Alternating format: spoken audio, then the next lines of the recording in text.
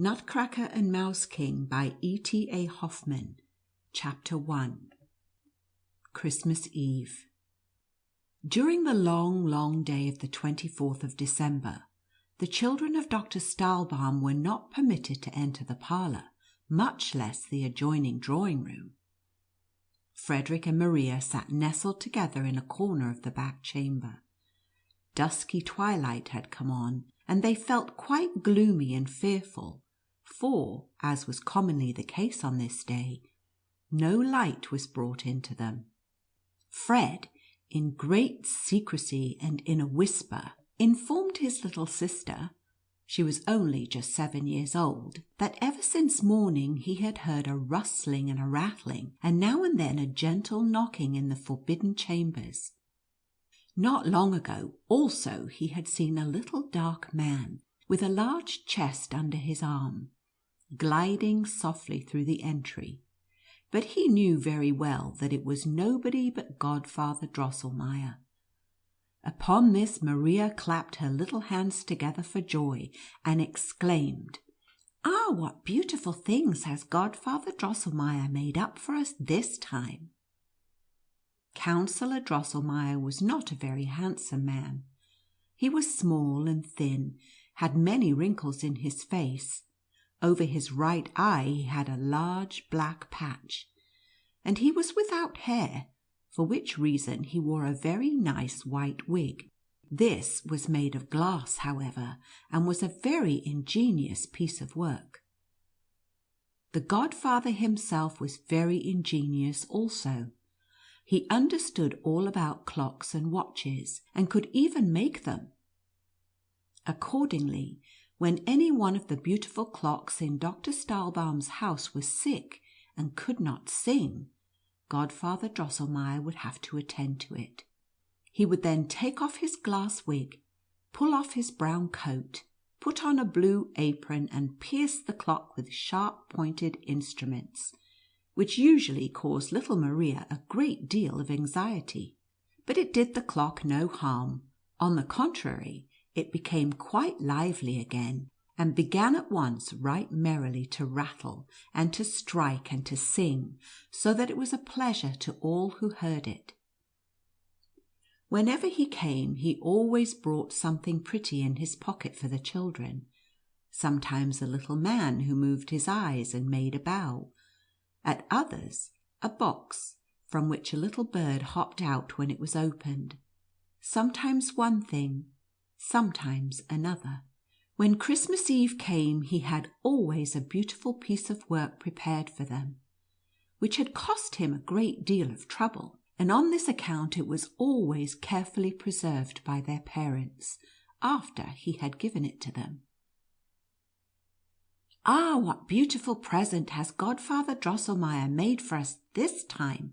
exclaimed Maria. It was Fred's opinion that this time it could be nothing else than a castle, in which all kinds of fine soldiers marched up and down and went through their exercises. Then other soldiers would come and try and break into the castle, but the soldiers within would fire off their cannon very bravely, until all roared and cracked again.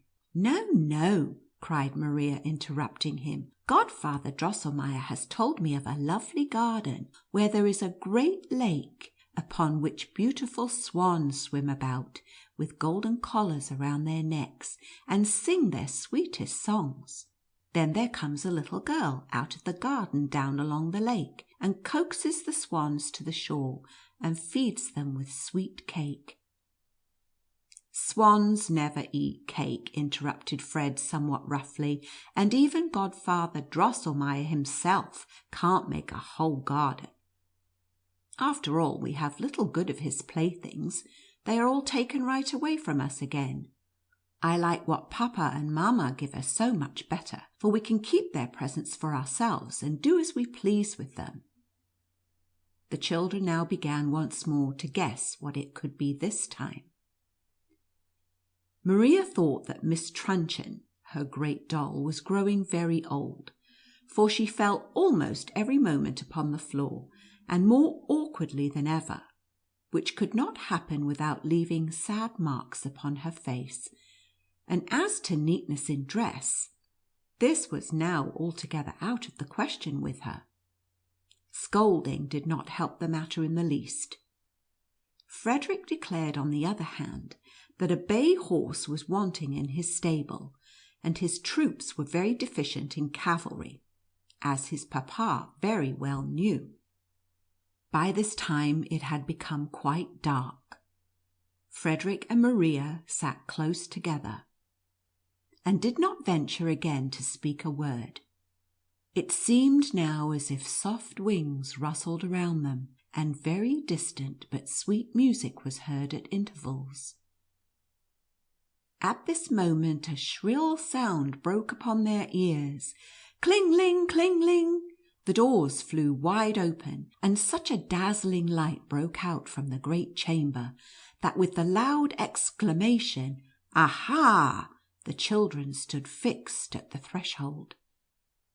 But papa and mamma stepped to the door, took them by the hand, and said, "Come, come, dear children, and see what Christmas has brought you this year." End of chapter 1.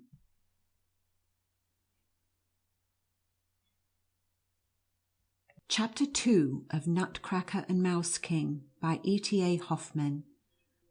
The Gifts. Kind reader or listener, whatever may be your name, whether Frank, Robert, Henry, Anna, or Maria, I beg you to call to mind the table covered with your last Christmas gifts, as in their newest gloss they first appeared to your delighted vision. You will then be able to imagine the astonishment of the children as they stood with sparkling eyes, unable to utter a word for joy at the sight before them. At last Maria called out with a deep sigh, "Ah, how beautiful!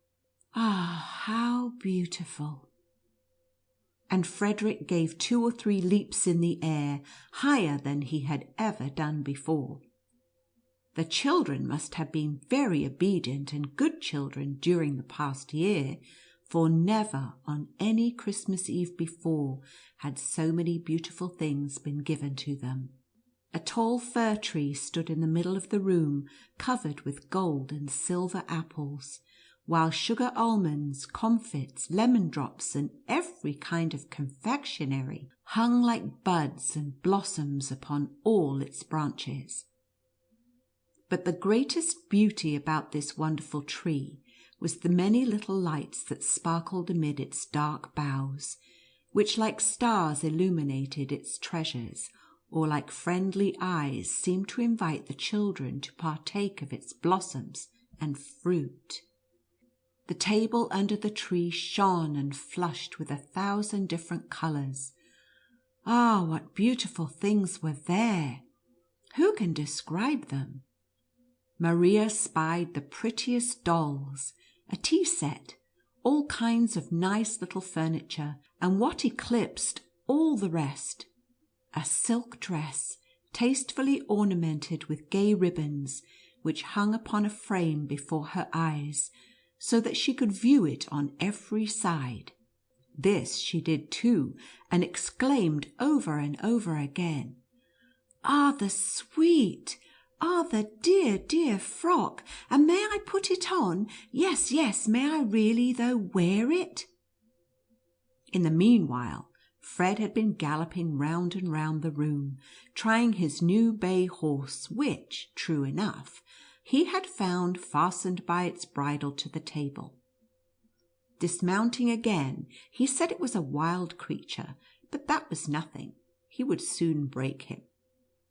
He then reviewed his new regiment of hussars, who were very elegantly arrayed in red and gold, and carried silver weapons, and rode upon such bright shining horses that you would almost believe these were of pure silver also. The children had now become somewhat more composed, and turned to the picture books, which lay open on the table, where all kinds of beautiful flowers and gaily dressed people and boys and girls at play were painted as natural as if they were alive. Yes, the children had just turned to these singular books, when, Kling-ling, kling-ling, the bell was heard again. They knew that Godfather Drosselmeier was now about to display his Christmas gift, and ran towards a table that stood against the wall, covered by a curtain reaching from the ceiling to the floor. The curtain behind which he had remained so long concealed was quickly drawn aside, and what saw the children then? Upon a green meadow, spangled with flowers, stood a noble castle, with clear glass windows and golden turrets. A musical clock began to play, when the doors and windows flew open, and little men and women with feathers in their hats and long flowing trains were seen sauntering about in the rooms. In the middle hall, which seemed as if it were all on fire, so many little tapers were burning in silver chandeliers, there were children in white frocks and green jackets dancing to the sound of the music. A man in an emerald green cloak at intervals put his head out of the window, nodded, and then disappeared. And Godfather Drosselmeier himself, only that he wasn't much bigger than Papa's thumb, came now and then to the door of the castle, looked about him, and then went in again. Fred, with his arms resting upon the table, gazed at the beautiful castle and the little walking and dancing figures, and then said, "Godfather Drosselmeier, let me go into your castle." The counsellor gave him to understand that that could not be done, and he was right, for it was foolish in Fred to wish to go into a castle which, with all its golden turrets, was not as high as his head. Fred saw that, likewise himself. After a while, as the men and women kept walking back and forth, and the children danced, and the emerald man looked out at his window, and Godfather Drosselmeier came to the door, and all without the least change, Fred called out impatiently, "Godfather Drosselmeier, come out this time at the other door." "That can never be, dear Fred," said the counsellor. "Well then," continued Fred, "let the green man who peeps out at the window walk about with the rest." "And that can never be," rejoined the counsellor. "Then the children must come down," cried Fred. "I want to see them nearer." "All that can never be, I say," replied the counsellor, a little out of humour. "As the mechanism is made, so it must remain." "So," cried Fred in a drawling tone, "all that can never be. Listen, Godfather Drosselmeier, if your little dressed-up figures in the castle there can do nothing else but always the same thing, they are not good for much, and I care very little about them. No, give me my hussars, who can manoeuvre backward and forward as I order them, and are not shut up in a house."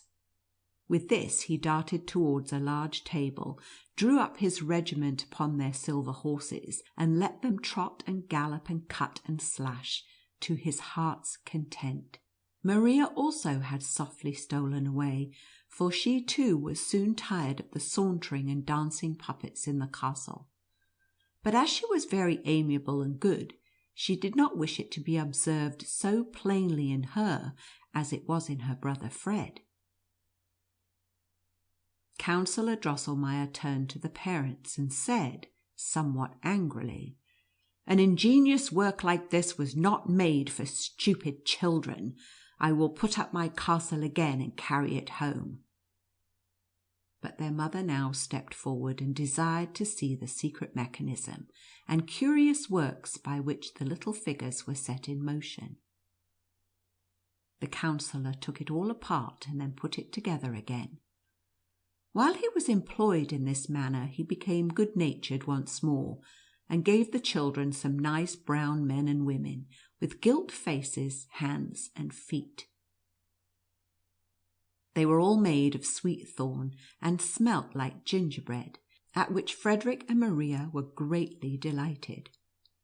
At her mother's request, the elder sister Louise had put on the new dress which had been given to her, and she looked most charmingly in it. But Maria, when it came to her turn, thought she would like to look at hers a while longer as it hung. This was readily permitted. End of chapter 2.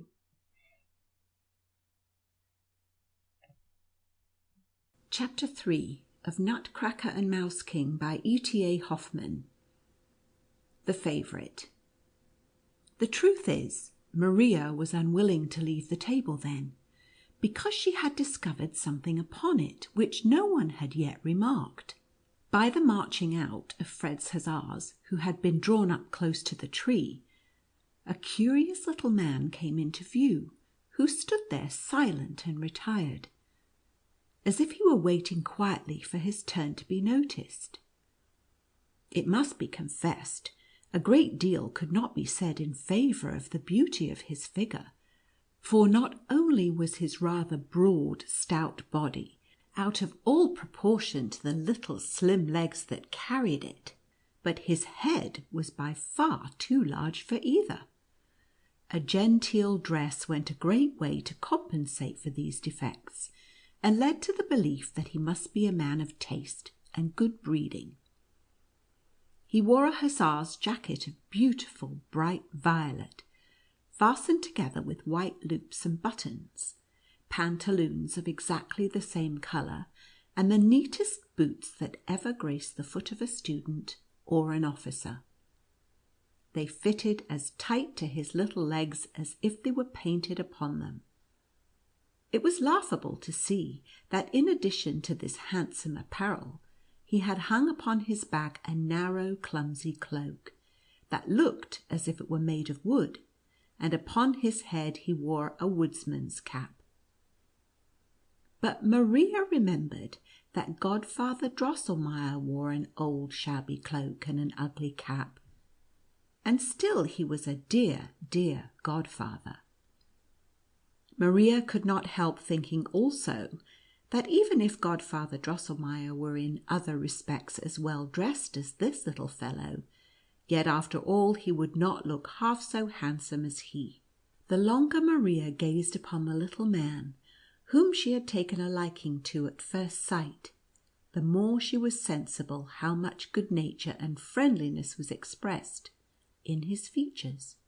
Nothing but kindness and benevolence shone in his clear, green, though somewhat too prominent eyes. It was very becoming to the man that he wore about his chin a nicely trimmed beard of white cotton, for by this the sweet smile upon his deep red lips was rendered much more striking. "Ah, dear father!" exclaimed Maria at last, "to whom belongs that charming little man by the tree there?"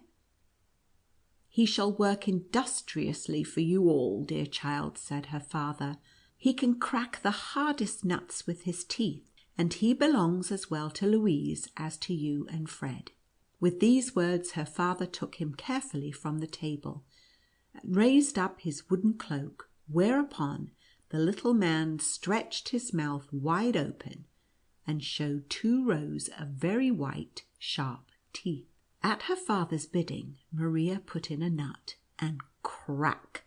The man had bitten it in 2, so that the shell fell off, and Maria caught the sweet kernel in her hand.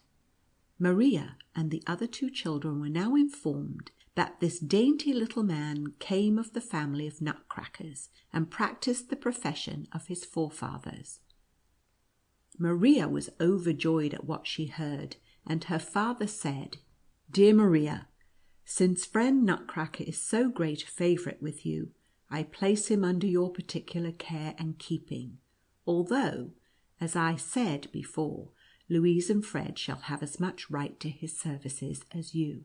Maria took him immediately in her arms, and set him to cracking nuts, but she picked out the smallest, that the little fellow need not stretch his mouth open so wide, which in truth was not very becoming to him. Louise sat down by her, and friend Nutcracker must perform the same service for her too, which he seemed to do quite willingly, for he kept smiling all the while very pleasantly. In the meantime, Fred had become tired of riding and parading his hussars, and when he heard the nuts crack so merrily, he ran to his sister and laughed very heartily at the droll little man, who now, since Fred must have a share in the sport, passed from hand to hand, and thus there was no end to his labour. Fred always chose the biggest and hardest nuts, when all at once, crack, crack, it went, and 3 teeth fell out of Nutcracker's mouth, and his whole under jaw became loose and rickety. "Ah, my poor dear Nutcracker," said Maria, and snatched him out of Fred's hands. "That's a stupid fellow," said Fred. "He wants to be a Nutcracker and has poor teeth. He don't understand his trade. Give him to me, Maria. He shall crack nuts for me if he loses all his teeth, and his whole chin into the bargain. Why make such a fuss about such a fellow?" "No, no," exclaimed Maria, weeping. "You shall not have my dear Nutcracker. See how sorrowfully he looks at me, and shows me his poor mouth. But you are a hard-hearted fellow. You beat your horses. Yes, and lately you had one of your soldiers shot through the head." "That's all right," said Fred, "though you don't understand it. But Nutcracker belongs as much to me as to you, so let me have him." Maria began to cry bitterly, and rolled up the sick Nutcracker as quickly as she could in her little pocket handkerchief. Their parents now came up with Godfather Drosselmeier. The latter, to Maria's great distress, took Fred's part, but their father said, "I have placed Nutcracker expressly under Maria's protection, and as I see that he is now greatly in need of it, I give her full authority over him, and no one must dispute it. Besides, I wonder at Fred that he should require father duty from one who has been maimed in the service. As a good soldier, he ought to know that the wounded are not expected to take their place in the ranks." Fred was much ashamed, and without troubling himself further about nuts or Nutcracker, stole around to the opposite end of the table, where his hussars, after stationing suitable outposts, had encamped for the night.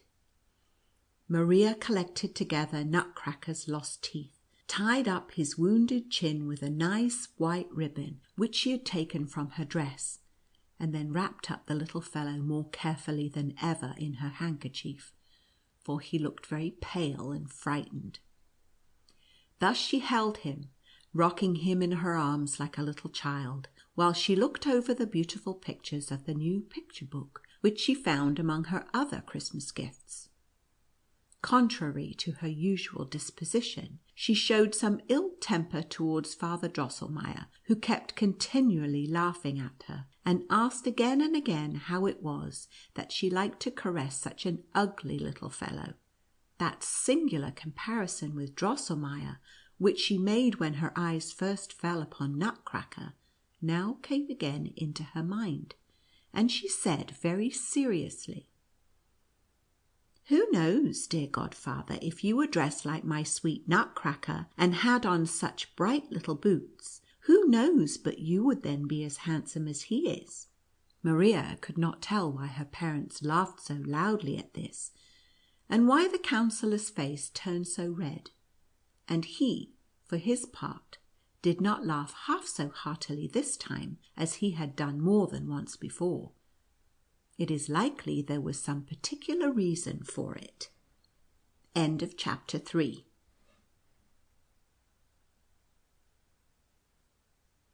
Chapter 4 of Nutcracker and Mouse King by E.T.A. Hoffmann. Wonders upon wonders. In the sitting room of the doctor's house, just as you enter the room, there stands on the left hand, close against the wall, a high glass case, in which the children preserve all the beautiful things which are given to them every year. Louise was quite a little girl when her father had the case made by a skilful joiner, who set in it such large clear panes of glass, and arranged all the parts so well together, that everything looked much brighter and handsomer when on its shelves than when it was held in the hands. On the upper shelf, which Maria and Fred were unable to reach, stood all Godfather Drosselmeier's curious machines. Immediately below this was a shelf for the picture books. The two lower shelves Maria and Fred filled up as they pleased, but it always happened that Maria used the lower one as a house for her dolls, while Fred, on the contrary, cantoned his troops in the one above. And so it happened today, for while Fred set his hussars in order above, Maria, having laid Miss Truncheon aside, and having installed the new and sweetly dressed doll in her best furnished chamber below, had invited herself to tea with her. I have said that the chamber was well furnished, and it is true. Here was a nice chintz sofa and several tiny chairs. There stood a tea table, but above all there was a clean white little bed for her doll to repose upon. All these things were arranged in one corner of the glass case, the side of which were hung with gay pictures, and it will readily be supposed that in such a chamber the new doll, Miss Clara, must have found herself very comfortable. It was now late in the evening, and night indeed was close at hand, and Godfather Drosselmeier had long since gone home. Yet still the children could not leave the glass case, although their mother repeatedly told them that it was high time to go to bed. "It is true," cried Fred at last. "Those poor fellows," meaning his hussars, "would like to get a little rest, and as long as I am here, not one of them will dare to nod. I know that." With these words he went up to bed, but Maria begged very hard. "Only leave me here a little while, dear mother. I have 2 or 3 things to attend to, and when they are done I will go immediately to bed."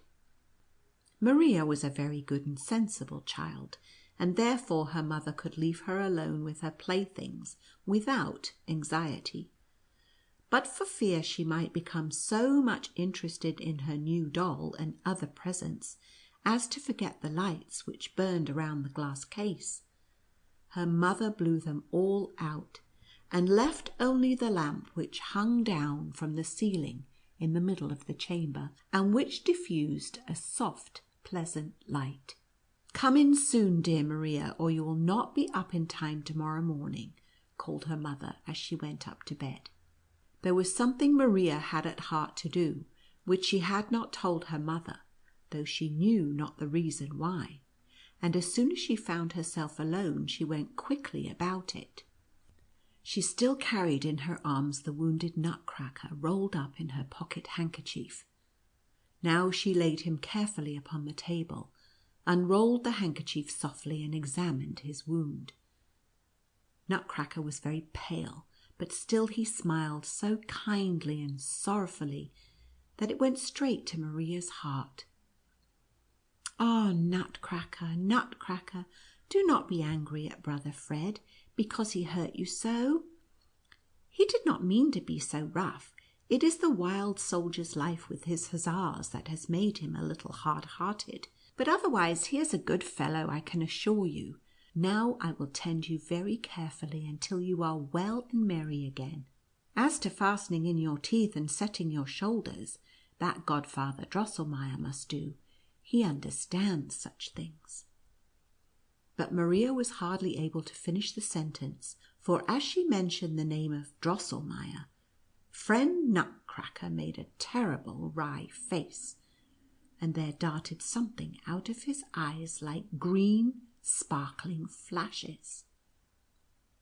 Maria was just going to fall into a dreadful fright, when behold, it was the sad smiling face of the honest Nutcracker again which she saw before her, and she knew now that it must be the glare of the lamp, which, stirred by the draught, had flared up and distorted Nutcracker's features so strangely. "Am I not a foolish girl," she said, "to be so easily frightened, and to think that a wooden puppet could make faces at me? But I love Nutcracker too well, because he is so droll and so good-tempered. Therefore he shall be taken good care of as he deserves." With this Maria took friend Nutcracker in her arms, walked to the glass case, stooped down, and said to her new doll, Pray, Miss Clara, be so good as to give up your bed to the sick and wounded Nutcracker, and make out as well as you can with the sofa. Remember that you are well and hearty, or you would not have such fat red cheeks, and very little dolls have such nice sofas." Miss Clara, in her gay Christmas attire, looked very grand and haughty, and would not even say muck. "But why should I stand upon ceremony?" said Maria, and she took out the bed, laid little Nutcracker down upon it softly, and gently rolled a nice ribbon which she wore around her waist about his poor shoulders, and then drew the bedclothes over him snugly, so that there was nothing to be seen of him below the nose. "He shan't stay with the naughty Clara," she said, and raised the bed with Nutcracker in it to the shelf above, and placed it close by the pretty village where Fred's hussars were quartered. She locked the case, and was about to go up to bed when, listen, children, when softly, softly it began to rustle, and to whisper, and to rattle round and round under the hearth, behind the chairs, behind the cupboards and glass case. The great clock whirred louder and louder, but it could not strike.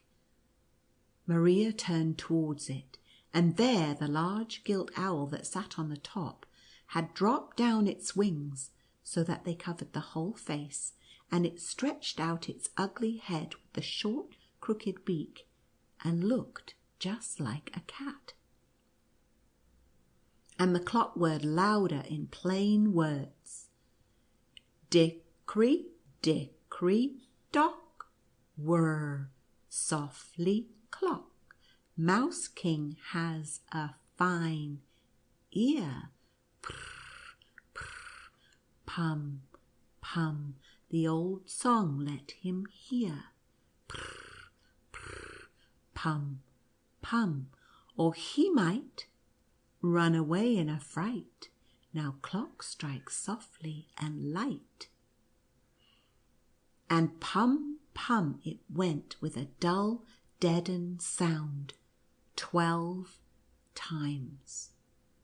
Maria began now to tremble with fear, and she was upon the point of running out of the room in terror, when she beheld Godfather Drosselmeier, who sat in the owl's place on the top of the clock, and had hung down the skirts of his brown coat just like wings.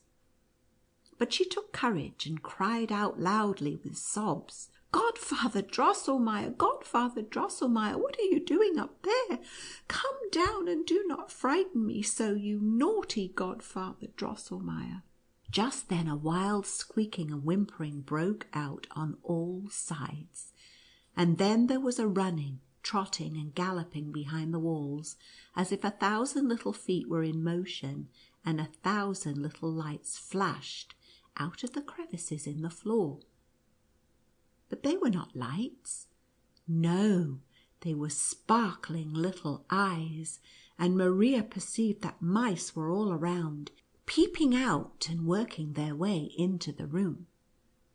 Presently it went trot, trot, hop, hop about the chamber, and more mice in greater or smaller parties galloped across, and at last placed themselves in line and column, just as Fred was accustomed to place his soldiers when they went to battle. This, Maria thought, was very droll, and as she had not that aversion to mice which most children have, her terror was gradually leaving her, when all at once there arose a squeaking so terrible and piercing that it seemed as if ice-cold water was poured down her back. Ah, what now did she see? I know, my worthy reader Frederick, that thy heart, like that of the wise and brave soldier Frederick Stahlbaum, sits in the right place. But if thou hadst seen what Maria now beheld, thou wouldst certainly have run away. Yes, I believe that thou wouldst have jumped as quickly as possible into bed, and then have drawn the covering over thine ears much farther than was necessary to keep thee warm. Alas, poor Maria could not do that now, for, listen, children, close before her feet there burst out sand and lime and crumbled wall-stones, as if thrown up by some subterranean force, and 7 mice heads with 7 sparkling crowns rose out of the floor, squeaking and squealing terribly. Presently the mouse's body, to which these 7 heads belonged, worked its way out, and the great mouse, crowned with the 7 diadems, squeaking loudly, huzzaed in full chorus as he advanced to meet his army, which at once set itself in motion, and hot, hot, trot, trot it went. Alas, straight towards the glass case, straight towards poor Maria, who stood close before it. Her heart had before beat so terribly from anxiety and fear that she thought it would leap out of her bosom, and then she knew she must die. But now it seemed as if the blood stood still in her veins. Half fainting, she tottered backward, when clatter, clatter, rattle, rattle it went, and a glass pane which she had struck with her elbow fell in pieces at her feet. She felt at the moment a sharp pain in her left arm, but her heart all at once became much lighter. She heard no more squeaking and squealing. All had become still, and although she did not dare to look, yet she believed that the mice, frightened by the clatter of the broken glass, had retreated into their holes. But what was that again? Close behind her in the glass case, a strange bustling and rustling began, and little fine voices were heard. Up, up, awake, arms take, awake, to the fight this night, up, up, to the fight. And all the while something rang out clear and sweet like bells. "Ah, that is my dear musical clock!" exclaimed Maria joyfully, and turned quickly to look. She then saw how it flashed and lightened strangely in the glass case, and there was a great stir and bustle upon the shelves. Many little figures crossed up and down by each other, and worked and stretched out their arms as if they were making ready. And now Nutcracker raised himself all of a sudden, threw the bedclothes clear off, and leaped with both feet at once out of bed, crying aloud, "Crack, crack, crack, stupid pack, drive mouse back, stupid pack, crack, crack, mouse back, quick, crack, stupid pack."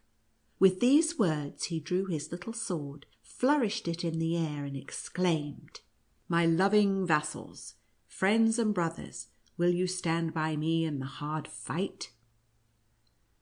Straightway 3 scaramouches, a harlequin, 4 chimney sweepers, 2 guitar players, and a drummer cried out, "Yes, my lord, we will follow you with fidelity and courage. We will march with you to battle, to victory or death," and then rushed after the fiery Nutcracker, who ventured the dangerous leap down from the upper shelf.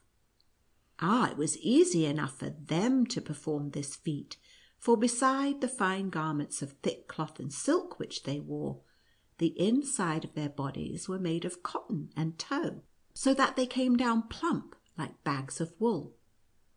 But poor Nutcracker had certainly broken his arms or his legs, for remember, it was almost 2 feet from the shelf where he stood to the floor, and his body was as brittle as if it had been cut out of linden wood.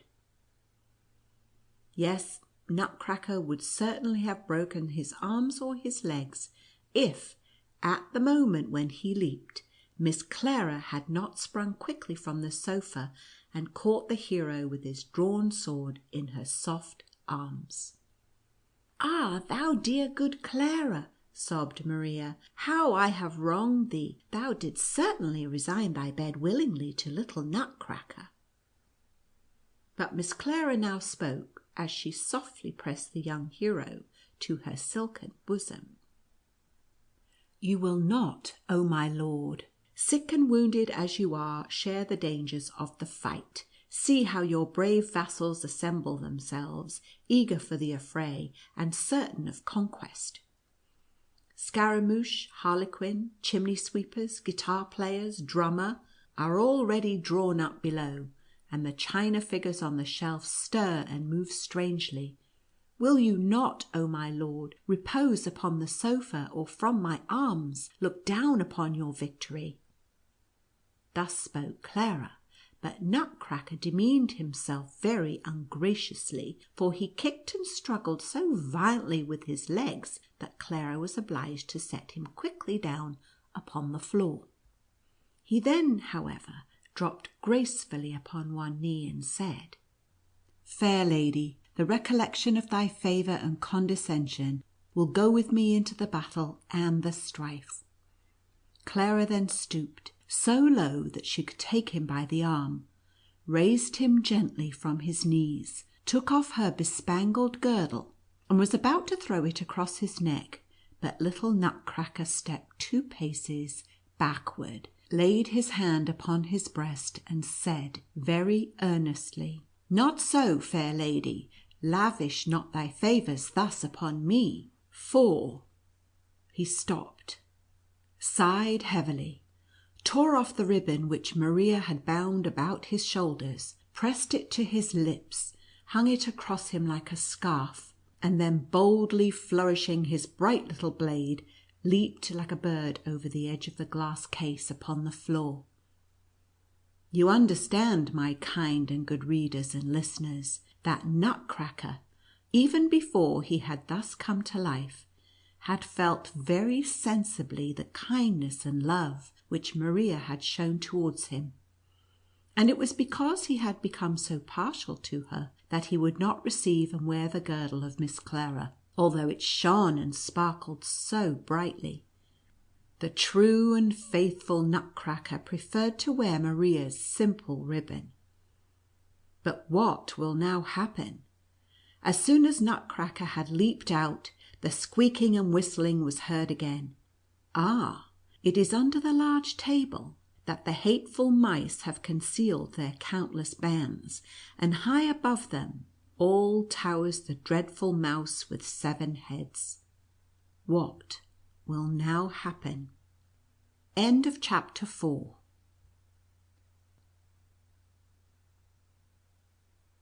Chapter 5 of Nutcracker and Mouse King by E.T.A. Hoffmann.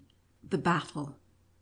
"Beat the march, true vassal drummer!" screamed Nutcracker very loudly, and immediately the drummer began to rattle and to roll upon his drum so skilfully that the windows of the glass case trembled and hummed again. Now it rustled and clattered therein, and Maria perceived that the covers of the little boxes in which Fred's army were quartered were bursting open, and now the soldiers leaped out, and then down again upon the lowest shelf, where they drew up in fine array. Nutcracker ran up and down, speaking inspiring words to the troops. "Let no dog of a trumpeter blow or stir," he cried angrily, for he was afraid he should not be heard, and then turned quickly to Harlequin, who had grown a little pale and chattered with his long chin. "General," he said earnestly, "I know your courage and your experience. There is need now for a quick eye and skill to seize the proper moment. I entrust to your command all the cavalry and artillery. You do not need a horse, for you have very long legs and can gallop yourself tolerably well. I look to see you do your duty." Thereupon Harlequin put his long thin fingers to his mouth and crowed so piercingly that it sounded as if 100 shrill trumpets were blown merrily.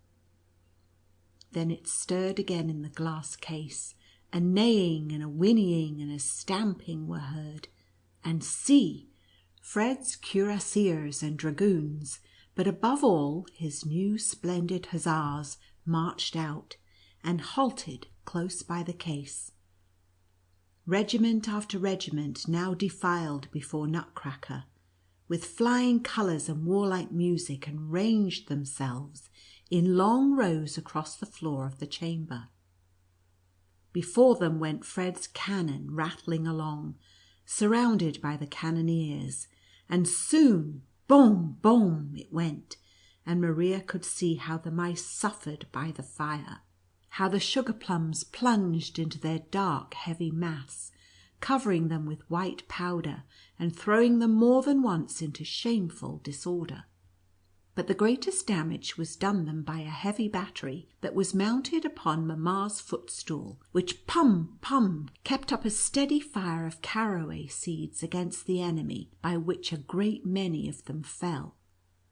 The mice, notwithstanding, came nearer and nearer, and at last mastered some of the cannon. But then it went prr, prr, and Maria could scarcely see what now happened for the smoke and dust. This, however, was certain, that each corps fought with the greatest animosity, and the victory was for a long time doubtful. The mice kept deploying more and more forces, and the little silver shot, which they fired very skilfully, struck now even into the glass case. Clara and Trutchen ran around in despair. "Must I die in the blossom of youth?" said Clara. "Have I so well preserved myself for this, to perish here in these walls?" cried Trutchen. Then they fell about each other's necks, and screamed so terribly that they could be heard above the mad tumult of the battle. Of the scene that now presented itself you can have no idea, good reader. It went prrr, prrr, puff, piff, clitter, clatter, boom, baroom, bomb, baroom, bomb, in the wildest confusion, while the Mouse King and mice squeaked and screamed, and now and then the mighty voice of Nutcracker was heard as he gave the necessary orders, and he was seen striding along through the battalions in the hottest of the fire. Harlequin had made some splendid charges with his cavalry, and covered himself with honour, but Fred's hussars were battered by the enemy's artillery with odious offensive balls, which made dreadful spots in their red jackets, for which reason they would not move forward. Harlequin ordered them to draw off to the left, and in the enthusiasm of command headed the movement himself, and the cuirassiers and dragoons followed. That is, they all drew off to the left and galloped home. By this step the battery upon the footstool was exposed to great danger, and it was not long before a strong body of very ugly mice pushed on with such determined bravery that the footstool, cannons, cannoneers, and all were overthrown by their headlong charge. Nutcracker seemed a little disturbed at this, and gave orders that the right wing should make a retreating movement. You know very well, O my military reader Frederick, that to make such a movement is almost the same thing as to run away, and you are now grieving with me at the disaster which impends over the army of Maria's darling Nutcracker. But turn your eyes from this scene and view the left wing, where all is still in good order, and where there is yet great hope, both for the general and the army. During the hottest of the fight, large masses of mice cavalry have debouched softly from under the settee, and amid loud and hideous squeaking had thrown themselves with fury upon the left wing. But what an obstinate resistance did they meet with there! Slowly, as the difficult nature of the ground required, for the edge of the glass case had to be traversed, the China figures had advanced, headed by 2 Chinese emperors, and formed themselves into a hollow square. These brave, motley, but noble troops, which were composed of gardeners, Tyrolese, bonzes, friseurs, merry andrews, cupids, lions, tigers, peacocks, and apes, fought with coolness, courage, and determination.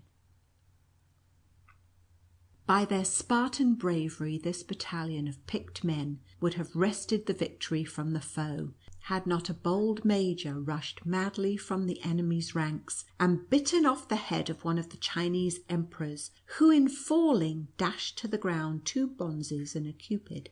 Through this gap the enemy penetrated into the square, and in a few moments the whole battalion was torn to pieces.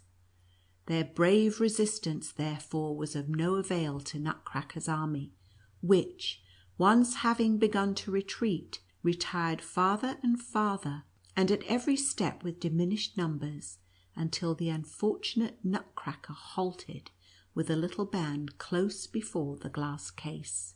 "Let the reserve advance! Harlequin, Scaramouche, Drummer, where are you?"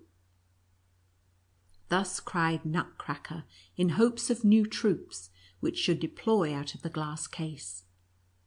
And there actually came forth a few brown men and women made of sweet thorn, with golden faces and caps and helmets, but they fought around so awkwardly that they did not hit one of the enemy, and at last knocked the cap off their own general's head. The enemy's chasseurs, too, bit off their legs before long, so that they tumbled over and carried with them to the ground some of the Nutcracker's best officers. Nutcracker, now completely surrounded by the foe, was in the greatest peril. He tried to leap over the edge into the glass case, but found his legs too short. Clara and Trutchen lay each in a deep swoon. They could not help him. Hussars, dragoons sprang merrily by him into safe quarters, and in wild despair he cried, "A horse, a horse, a kingdom for a horse." At this moment 2 of the enemy's tirailleurs seized him by his wooden mantle, and the Mouse King, squeaking from his 7 throats, leaped in triumph towards him. Maria could no longer control herself. "Oh, my poor Nutcracker!" she cried, sobbing, and without being exactly conscious of what she did, grasped her left shoe and threw it with all her strength into the thickest of the mice, straight at their king. In an instant all seemed scattered and dispersed, but Maria felt in her left arm a still sharper pain than before, and sank in a swoon to the floor. End of chapter 5.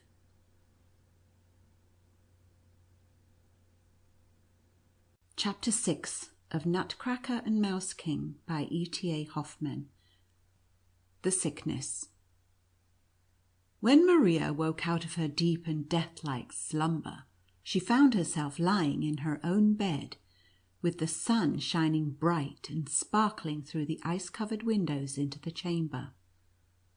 Close beside her sat a stranger, whom she soon recognized, however, as the surgeon Wendelstern.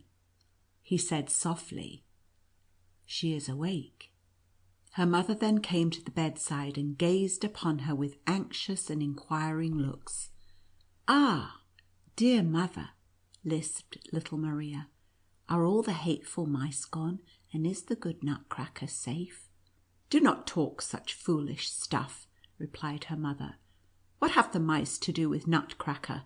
You naughty child, you have caused us a great deal of anxiety. But so it always is when children are disobedient and do not mind their parents. You played last night with your dolls until it was very late. You became sleepy probably, and a stray mouse may have jumped out and frightened you. At all events, you broke a pane of glass with your elbow, and cut your arm so severely that neighbour Wendelstern, who has just taken the piece of glass out of the wound, declares that it came very near cutting a vein, in which case you might have had a stiff arm all your life, or perhaps have bled to death. It was fortunate that I woke about midnight, and not finding you in your bed, got up and went into the sitting-room. There you lay in a swoon upon the floor, close by the glass case, the blood flowing in a stream. I almost fainted away myself at the sight. There you lay, and scattered around were many of Frederick's leaden soldiers, broken china figures, gingerbread men and women, and other playthings, and not far off your left shoe." "Ah, dear, dear mother!" exclaimed Maria, interrupting her. "Those were the traces of that dreadful battle between the puppets and the mice, and what frightened me so was the danger of poor Nutcracker when the mice were going to take him prisoner. Then I threw my shoe at the mice, and after that I don't know what happened." Surgeon Wendelstern here made a sign to the mother, and she said very softly to Maria, "Well, never mind about it, my dear child. The mice are all gone, and little Nutcracker stands safe and sound in the glass case." Dr. Stahlbaum now entered the chamber, and spoke for a while with Surgeon Wendelstern. Then he felt Maria's pulse, and she could hear very plainly that he said something about a fever. She was obliged to remain in bed and take physic, and so it continued for some days, although, except a slight pain in her arm, she felt quite well and comfortable. She knew little Nutcracker had escaped safe from the battle, and it seemed to her that she sometimes heard his voice quite plainly, as if in a dream, saying mournfully, "Maria, dearest lady, what thanks do I not owe you? But you can do still more for me." Maria tried to think what it could be, but in vain. Nothing occurred to her. She could not play very well on account of the wound in her arm, and when she tried to read a book or look at her picture books, a strange glare came across her eyes, so that she was obliged to desist. The time during the day always seemed very long to her, and she waited impatiently for evening, as her mother then usually seated herself by her bedside and read or related some pretty story to her. One evening she had just finished the wonderful history of Prince Facardin, when the door opened, and Godfather Drosselmeier entered, saying, "I must see now for myself how it goes with the sick and wounded Maria." As soon as Maria saw Godfather Drosselmeier in his brown coat, the image of that night in which Nutcracker lost the battle against the mice returned vividly to her mind, and she cried out involuntarily, "Oh, Godfather Drosselmeier, you have been very naughty. I saw you as you sat upon the clock and covered it with your wings, so that it should not strike loud to scare away the mice. I heard how you called out to the Mouse King. Why did you not come to help us, me and the poor Nutcracker? It is all your fault, naughty Godfather Drosselmeier, that I must lie here sick in bed."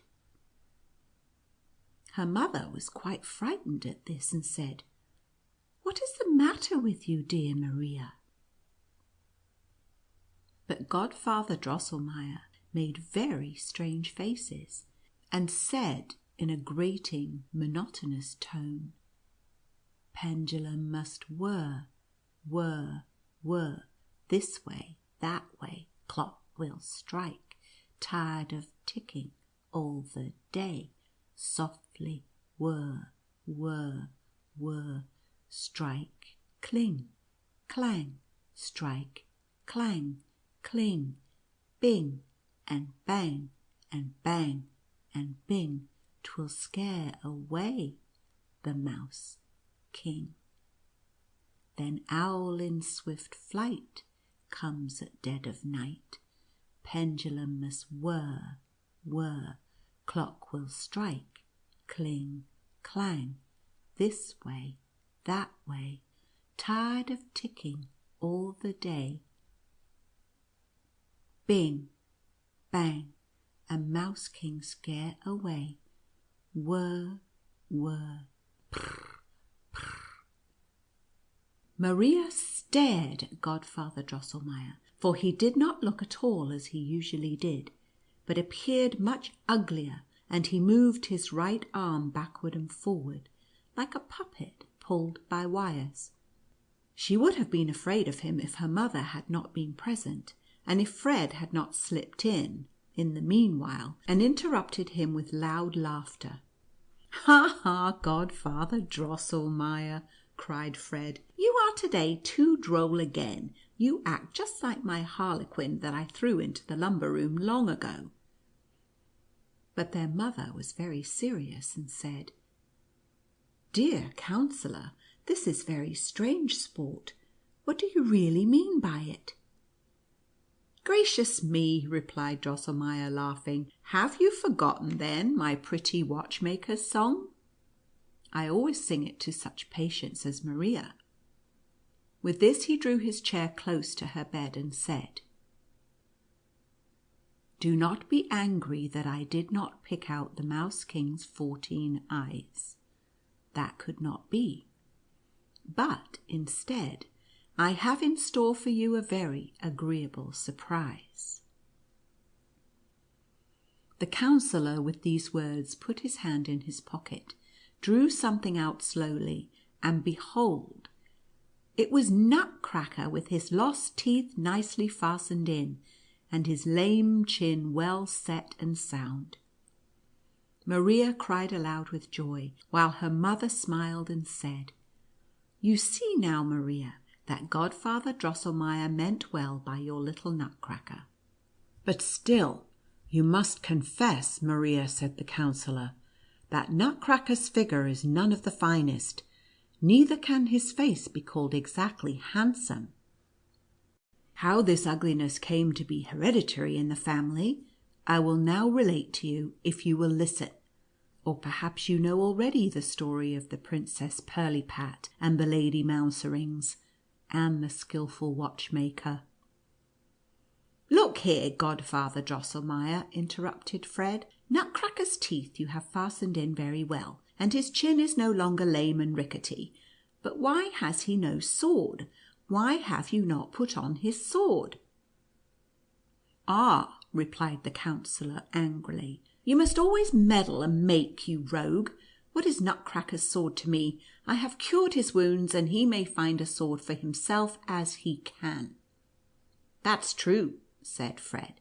"He is a brave fellow, and will know how to get one." "Tell me then, Maria," continued the counsellor, "have you heard the story of the Princess Pirlipat?"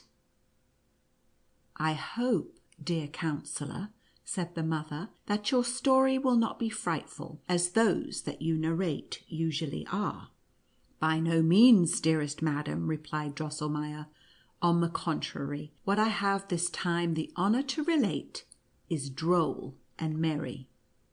"Begin, begin then, dear godfather," cried the children, and the counsellor began as follows. Chapter 6.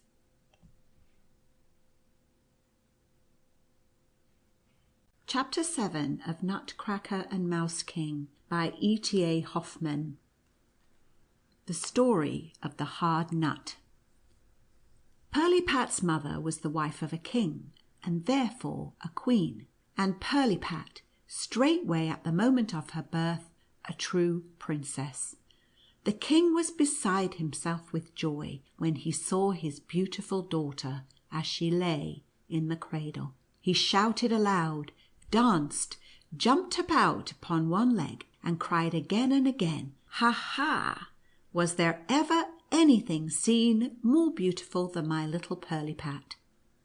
Thereupon all the ministers, generals, presidents, and staff officers jumped about upon one leg like the king, and cried aloud, "No, never!"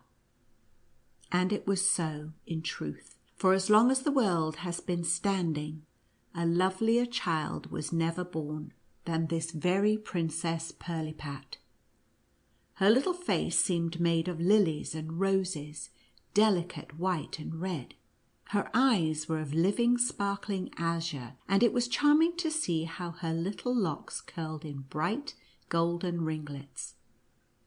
Besides this, Pirlipat had brought into the world 2 rows of little pearly teeth, with which 2 hours after her birth she bit the High Chancellor's finger as he was examining her features too closely, so that he screamed out, "Oh, Gemini!"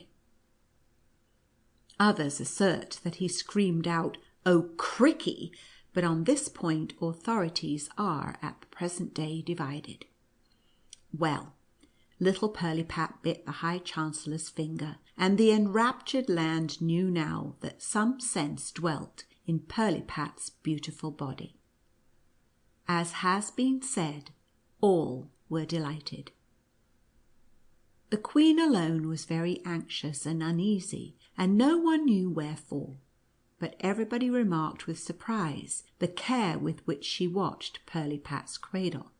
Besides that, the doors were guarded by soldiers, and not counting the 2 nurses, who always remained close by the cradle, 6 maids night after night sat in the room to watch.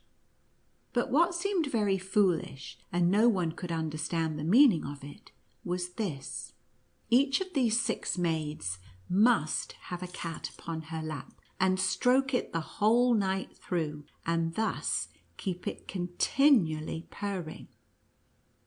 It is impossible that you, dear children, can guess why Pirlipat's mother made all these arrangements, but I know, and will straightway tell you. It happened that once upon a time many great kings and fine princes were assembled at the court of Pirlipat's father, on which occasion much splendour was displayed. The theatres were crowded, balls were given, and tournaments held almost every day. The king, in order to show plainly that he was in no want of gold and silver, was resolved to take a good handful out of his royal treasury and expend it in a suitable manner. Therefore, as soon as he had been privately informed by the overseer of the kitchen that the court astronomer had predicted the right time for killing, he ordered a great feast of sausages, leaped into his carriage, and went himself to invite the assembled kings and princes to take a little soup with him, in order to enjoy the agreeable surprise which he had prepared for them. Upon his return he said very affectionately to the queen, "You know, my dear, how extremely fond I am of sausages." The queen knew at once what he meant by that, and it was this, that she should take upon herself, as she had often done before, the useful occupation of making sausages. The Lord Treasurer must straightway bring to the kitchen the great golden sausage kettle, and the silver chopping knives and stew pans. A large fire of sandalwood was made. The queen put on her damask apron, and soon the sweet smell of the sausage meat began to steam up out of the kettle. The agreeable odour penetrated even to the royal council chamber, and the king, seized with a sudden transport, could no longer restrain himself. "With your permission, my lords," he cried, and leaped up, ran as fast as he could into the kitchen, embraced the queen, stirred a little with his golden sceptre in the kettle, and then, his emotion being quieted, returned calmly to the council. The important moment had now arrived, when the fat was to be chopped into little pieces and browned gently in the silver stew pans. The maids of honour now retired, for the queen, out of true devotion and reverence for her royal spouse, wished to perform this duty alone. But just as the fat began to fry, a small whimpering, whispering voice was heard. "Give me a little of the fat, sister. I should like my part of the feast. I too am a queen. Give me a little of the fat." The queen knew very well that it was Lady Mouserings who said this. Lady Mouserings had lived these many years in the king's palace. She maintained that she was related to the royal family, and that she was herself a queen in the kingdom of Mousalia, for which reason she held a great court under the hearth. The queen was a kind and benevolent lady, and although she was not exactly willing to acknowledge Lady Mouserings as a true queen and sister, yet she was very ready to allow her a little banquet on this great holiday. She answered, therefore, "Come out then, Lady Mouserings, you are welcome to a little of the fat." Upon this, Lady Mouserings leaped out very quickly and merrily, jumped upon the hearth, and seized with her dainty little paws one piece of fat after the other as the queen reached it to her. But now all the cousins and aunts of the Lady Mouserings came running out, besides her 7 sons, rude and forward rogues, who all fell at once upon the fat, and the terrified queen could not drive them away. But as good fortune would have it, the chief maid of honor came in at this moment, and chased away the intruding guests, so that a little of the fat was left. The king's mathematician, being summoned, demonstrated very clearly that there was enough remaining to season all the sausages, if distributed with the nicest judgment and skill. Drums and trumpets were now heard without, and all the invited potentates and princes, some on white palfreys, some in crystal carriages, came in splendid apparel to the sausage feast. The king received them kindly and graciously, and then, adorned with crown and sceptre, as became the monarch of the land, seated himself at the head of the table.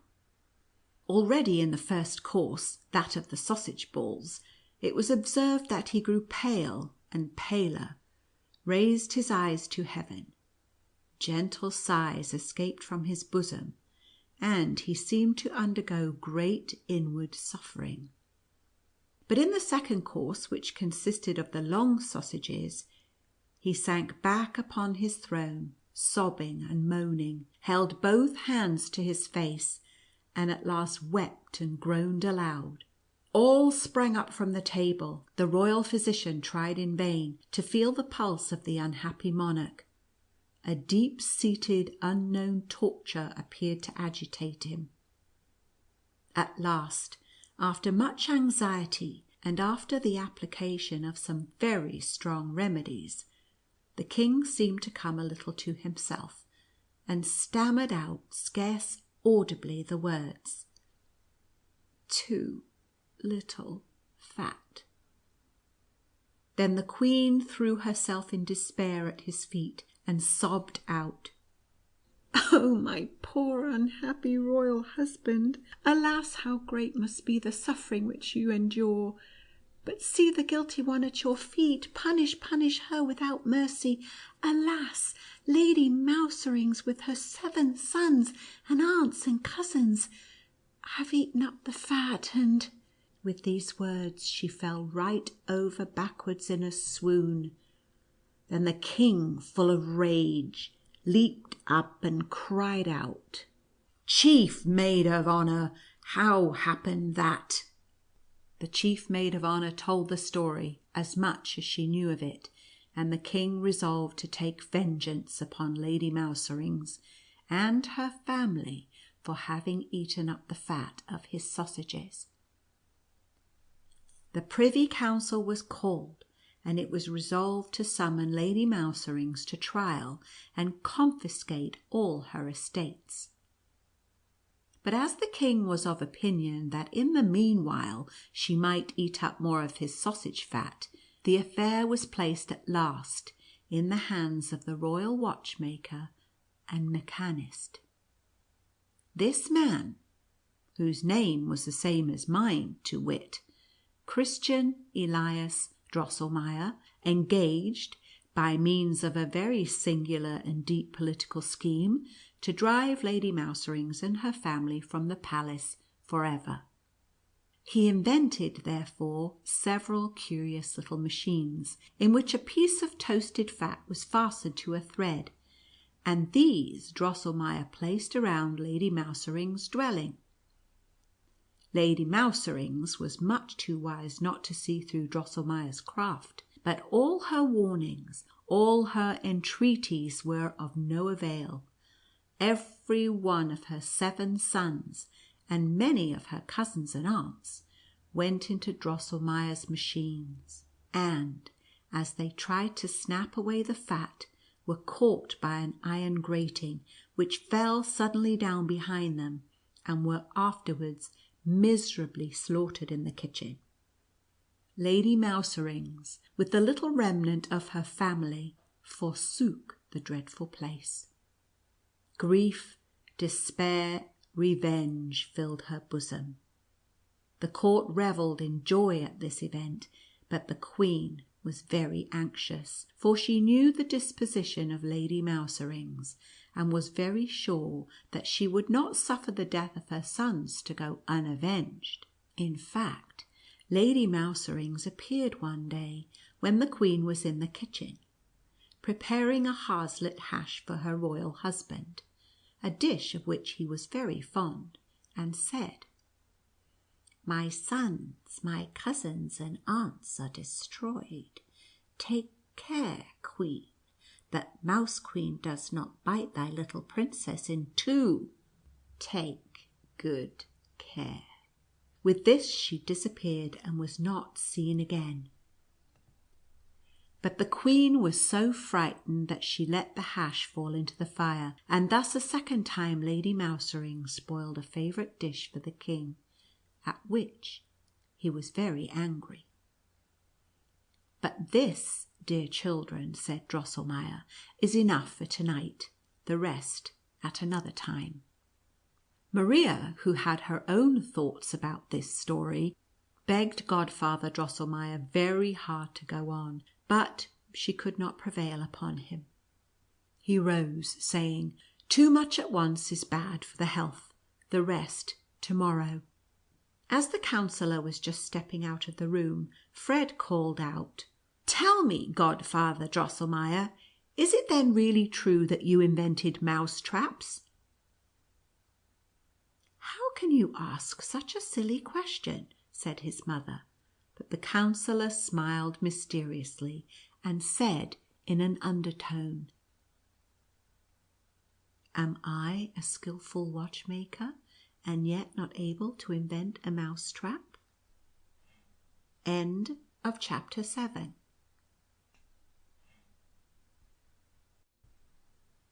Chapter 8 of Nutcracker and Mouse King by E.T.A. Hoffmann. The story of the hard nut continued. "You know now, children," commenced Counsellor Drosselmeier on the following evening, "why the queen took such care in guarding the beautiful Princess Pirlipat. Was it not to be feared that Lady Mouserings would execute her threat, that she would come again and bite the little princess to death? Drosselmeier's machines were not the least protection against the wise and prudent Lady Mouserings, but the court astronomer, who was at the same time private star gazer and fortune teller to his majesty, declared it to be his opinion that the family of Baron Purr would be able to keep Lady Mouserings from the cradle. Most of that name were secretaries of legation at court, with little to do, though always at hand for an embassy to a foreign power. But they must now render themselves useful at home, and thus it came that each of the waiting women must hold the son of that family upon her lap, and by continual and attentive fondling lighten the severe public duties which fell to their lot.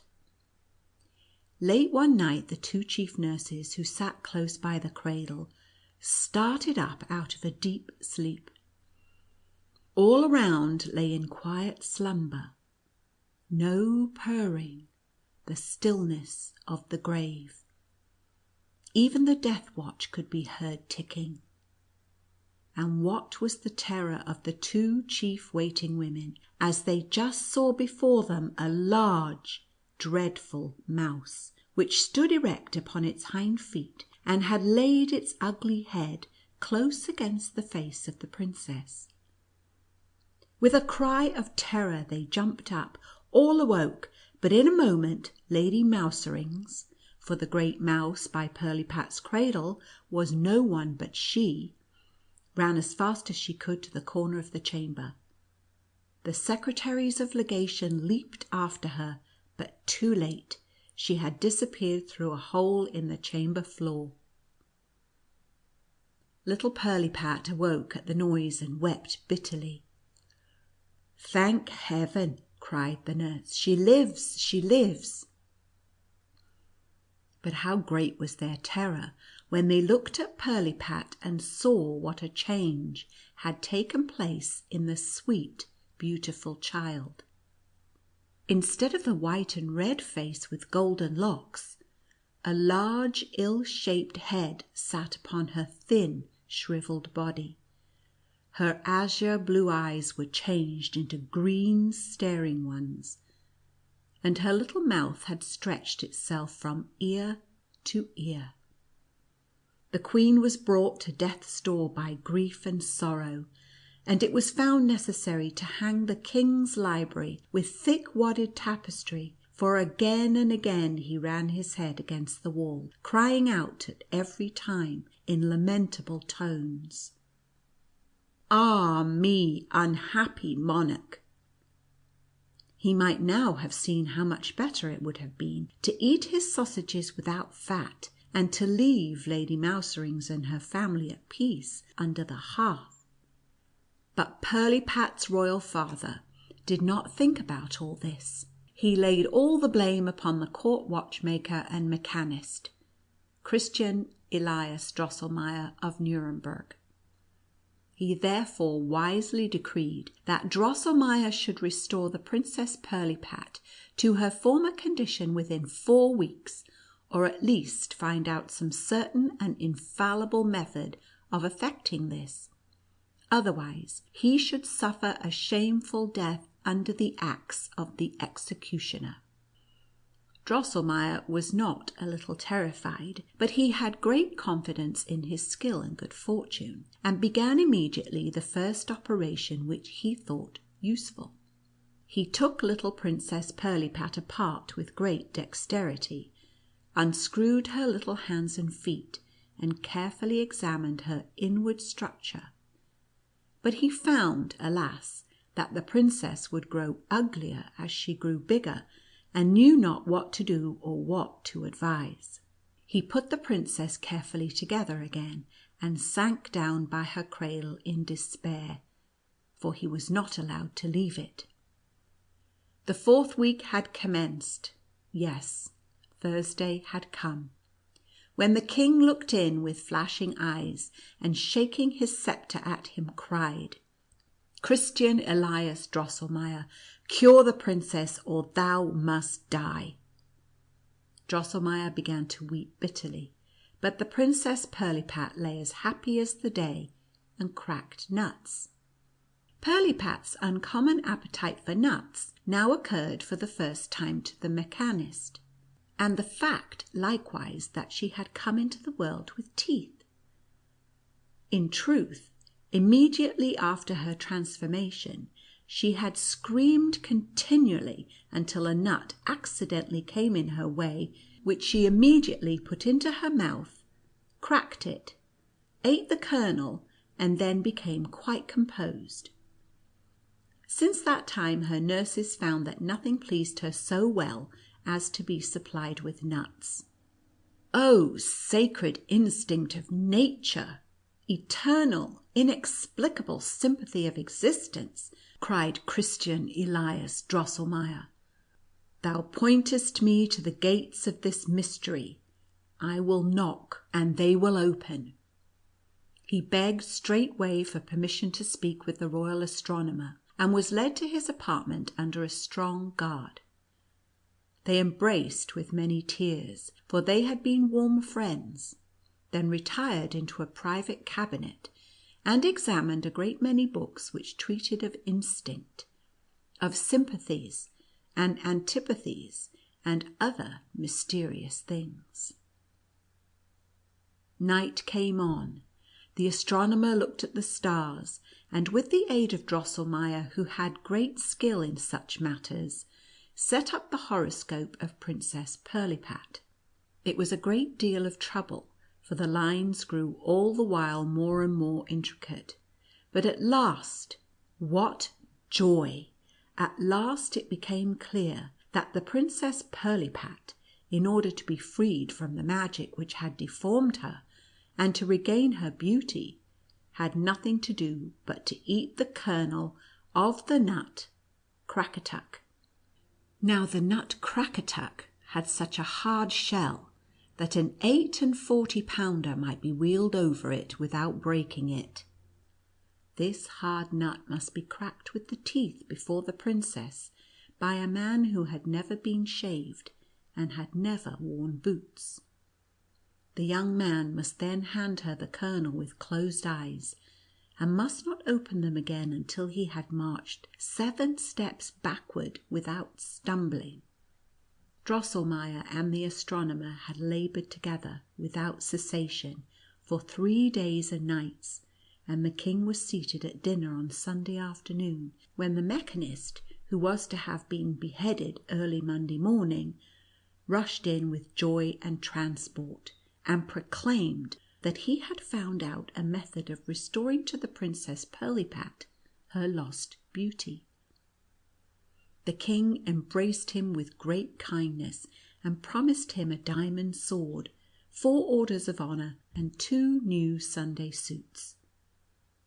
Immediately after dinner we will go to work, he added, and see to it, dear mechanist, that the unshorn young man in shoes is ready at hand with the Nut Crackatuck, and take care that he drinks no wine beforehand, for fear he should stumble as he goes the 7 steps backward like a crab. Afterward he may drink like a fish.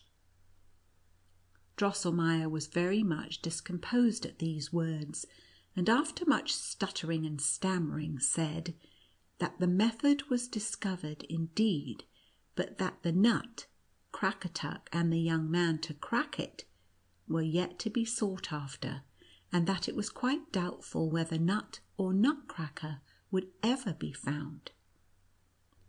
The king, in great anger, swung his sceptre about his crowned head, and roared with the voice of a lion, "Then off goes thy head."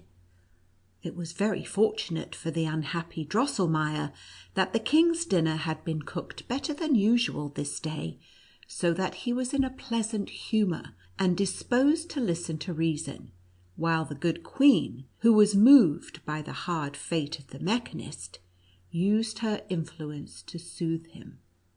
Drosselmeier then after a while took courage, and represented to the monarch that he had performed his task in discovering the means to restore the princess to her beauty, and thus by the terms of the royal decree had secured his safety. The king said that was all trash, stupid stuff and nonsense, but resolved at last that the watchmaker should leave the court instantly, accompanied by the royal astronomer, and never return without the Nut Crackatuck in his pocket. By the intercession of the queen, he consented that the Nutcracker might be summoned by a notice in all the home and foreign newspapers and journals. Here the counsellor broke off again, and promised to narrate the rest on the following evening. End of chapter 8.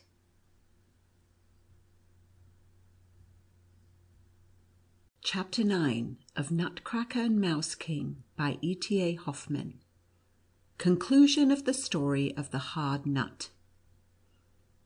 The next evening, as soon as the candles were lighted, Godfather Drosselmeier appeared, and continued his story as follows. Drosselmeier and the astronomer had been 15 years on their journey without seeing the least signs of the Nut Crackatuck. It would take me a month, children, to tell where they went and what strange things happened to them.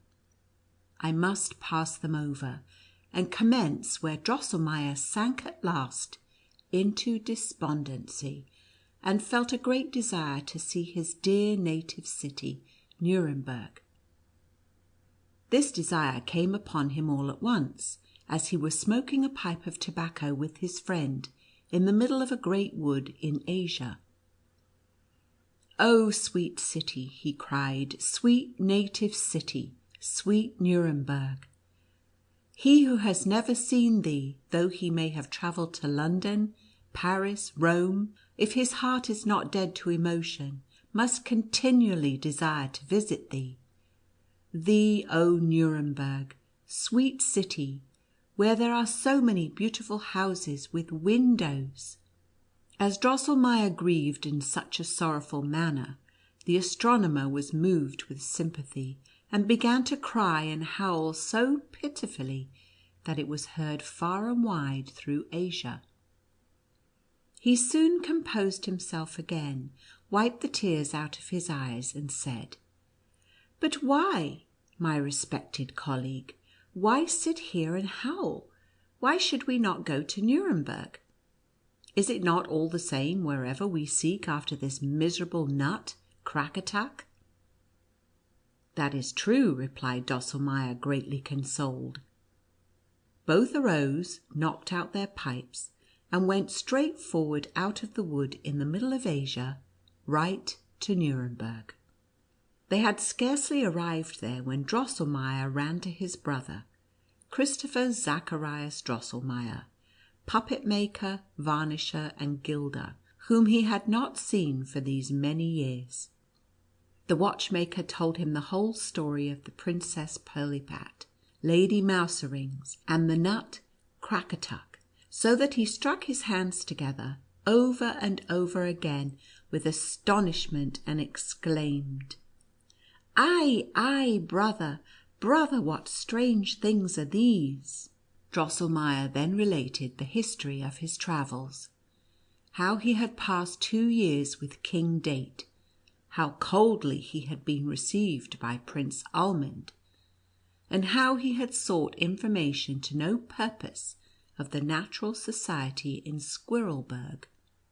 In short, how his search everywhere had been in vain to find even the least signs of the Nut Crackatuck. During this account, Christopher Zacharias had often snapped his fingers, turned about on one foot, winked, laughed, clucked with his tongue, and then called out, "Hi, hum, I, oh, if it should." At last he tossed his hat and wig up in the air, clasped his brother round the neck, and cried, "Brother, brother, you are safe, safe, I say, for I must be wonderfully mistaken if I have not that Nut Crackatuck at this very moment in my possession." He then drew a little box from his pocket, and took out of it a gilded nut of moderate size. "See," he said, "this nut fell into my hands in this way.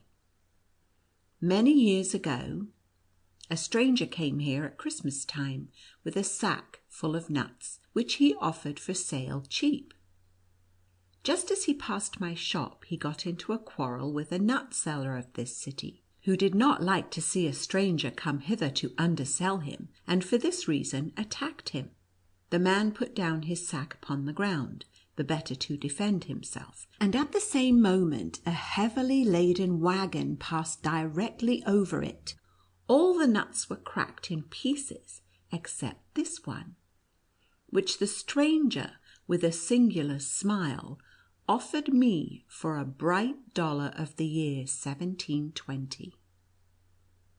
I thought that strange, but as I found in my pocket just such a dollar as the man wanted, I bought the nut and gilded it over, without exactly knowing why I bought the nut so dear, or why I set so much store by it. All doubt whether this nut was actually the long-sought Nut Crackatuck was instantly removed when the astronomer was called, who carefully scraped off the gold, and found upon the rind the word Crackatuck engraved in Chinese characters. The joy of the travellers was beyond bounds, and the brother the happiest man under the sun, for Drosselmeier assured him that his fortune was made, since he would have a considerable pension for the rest of his days. And then there was the gold which had been scraped off. He might keep that for gilding. The mechanist and the astronomer had both put on their nightcaps, and were getting into bed as the latter commenced. My worthy colleague, good fortune never comes single. Take my word for it, we have found not only the Nut Crackatuck, but also the young man who is to crack it, and hand the kernel to the princess. I mean nobody else than your brother's son.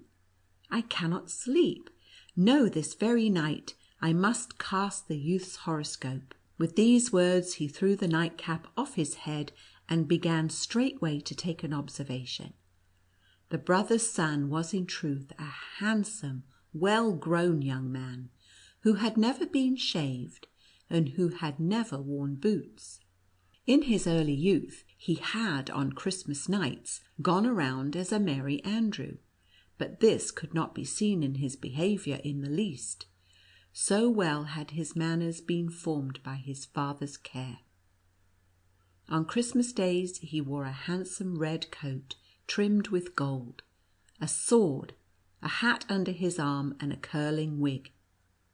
In this fine dress he would stand in his father's shop, and out of gallantry crack nuts for the young girls, for which reason he was called the handsome Nutcracker.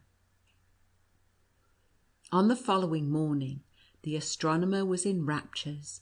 He fell upon the mechanist's neck and cried, "It is he! We have him! He is found!" But there are two things, worthy colleague, which we must see to. In the first place, we must braid for your excellent nephew a stout wooden queue, which shall be joined in such a way to his lower jaw that it can move it with great force. In the next place, when we arrive at the king's palace, we must let no one know that we have brought the young man with us who is to crack the Nut Crackatuck. It is best that he should not be found for a long time. I read in his horoscope that after many young men have broken their teeth to no purpose, the king will promise to him who cracks the nut and restores to the princess her lost beauty, the princess herself, and the succession to the throne as a reward. His brother, the puppet maker, was highly delighted to think that his son might marry the Princess Pirlipat and become a prince and king, and he gave him up entirely into the hands of the two travellers.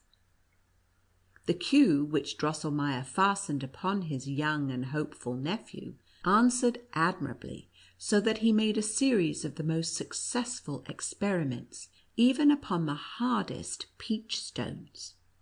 As Drosselmeier and the astronomer had sent immediate information to the palace of the discovery of the Nut Crackatuck, suitable notices had been published, and when the travellers arrived, many handsome young men, and among them some handsome princes, had appeared, who, trusting to their sound teeth, were ready to undertake the disenchantment of the princess. The travellers were not a little terrified when they beheld the princess again. Her little body, with its tiny hands and feet, was hardly able to carry her great misshapen head, and the ugliness of her face was increased by a white cotton beard, which had spread itself around her mouth and over her chin. All happened as the astronomer had read in the horoscope. One youth in shoes after another bit upon the Nut Crackatuck until his teeth and jaws were sore, and as he was led away, half swooning, by the physician in attendance, sighed out, "That was a hard nut." When the king, in the anguish of his heart, had promised his daughter and his kingdom to him who should effect the disenchantment, the handsome young Drosselmeier stepped forward and begged for permission to begin the experiment, and no one had pleased the fancy of Princess Pirlipat as well as young Drosselmeier. She laid her little hand upon her heart and sighed deeply. "Ah, if this might be the one who is to crack the Nut Crackatuck and become my husband." After young Drosselmeier had gracefully saluted the king and queen, and then the Princess Pirlipat, he received the Nut Crackatuck from the hands of the master of ceremonies, put it without hesitation between his teeth, pulled his queue very hard, and crack, crack, the shell broke into many pieces. He then nicely removed the little threads and broken bits of shell that hung to the kernel, and reached it with a low bow to the princess, after which he shut his eyes and began to walk backwards. The princess straightway swallowed the kernel, and behold, her ugly shape was gone, and in its place appeared a most beautiful figure, with a face of roses and lilies, delicate white and red, eyes of living sparkling azure, and locks curling in bright golden ringlets. Drums and trumpets mingled their sounds with the loud rejoicings of the people. The king and his whole court danced, as at Pirlipat's birth, upon one leg, and the queen had to be carefully tended with cologne water, because she had fallen into a swoon from delight and rapture. Young Drosselmeier, who had still his 7 steps to perform, was a good deal discomposed by the tumult, but he kept firm, and was just stretching back his right foot for the 7th step, when Lady Mouserings rose squeaking and squealing out of the floor. Down came his foot upon her head, and he stumbled so that he hardly kept himself from falling. Alas, what a hard fate! As quick as thought the youth was changed to the former figure of the princess. His body became shriveled up, and was hardly able to support his great misshapen head. His eyes turned green and staring, and his mouth was stretched from ear to ear. Instead of his queue, a narrow wooden cloak hung down upon his back, with which he moved his lower jaw. The watchmaker and astronomer were benumbed with terror and affright, while Lady Mouserings rolled bleeding and kicking upon the floor. Her malice did not go unpunished, for young Drosselmeier had trodden upon her neck so heavily with the sharp heel of his shoe that she could not survive. When Lady Mouserings lay in her last agonies, she squeaked and whimpered in a piteous tone. "Oh, Crackatuck, hard nut, hi, hi, of thee I now must die. Sun with 7 crowns will bite, Nutcracker at night, hi, hi, and revenge his mother's death. Short breath must I, hi, die, so young, oh agony, squeak!" With this cry, Lady Mouserings died, and the royal oven heater carried out her body. As for young Drosselmeier, no one troubled himself any further about him, but the princess put the king in mind of his promise, and he commanded that they should bring the young hero before him. But when the unfortunate youth approached, the princess held both hands before her face and cried, "Away, away with the ugly Nutcracker!" The court-martial immediately took him by the shoulders and pushed him out of doors. The king was full of anger because they had wished to give him a Nutcracker for a son-in-law, and he put all the blame upon the mechanist and astronomer, and banished them forever from the kingdom. This did not stand in the horoscope which the astronomer had set up at Nuremberg, but he did not allow himself to be discouraged. He straightway took another observation, and declared that he could read in the stars that young Drosselmeier would conduct himself so well in his new station that, in spite of his deformity, he would yet become a prince and a king, and that his former beauty would return as soon as the son of Lady Mouserings, who had been born with 7 heads, after the death of her 7 sons, had fallen by his hand, and a maiden had loved him, notwithstanding his ugly shape. And they say that young Drosselmeier has actually been seen about Christmas time in his father's shop at Nuremberg, as a Nutcracker, it is true, but at the same time as a prince. This, children, is the story of the hard nut, and you know now why people say so often, "That was a hard nut," and whence it comes that nutcrackers are so ugly. The counsellor thus concluded his narration. Maria thought that the Princess Pirlipat was an ill-natured, ungrateful thing, and Fred declared that if Nutcracker were anything of a man, he would not be long in settling matters with the Mouse King, and would get his old shape again very soon. End of chapter 9.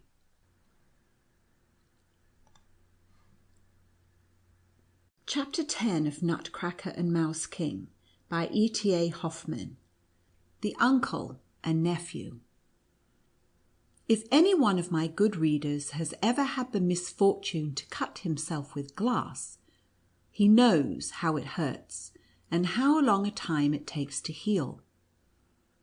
Whenever Maria tried to get up, she felt very dizzy, and so it continued for a whole week, during which time she was obliged to remain in bed.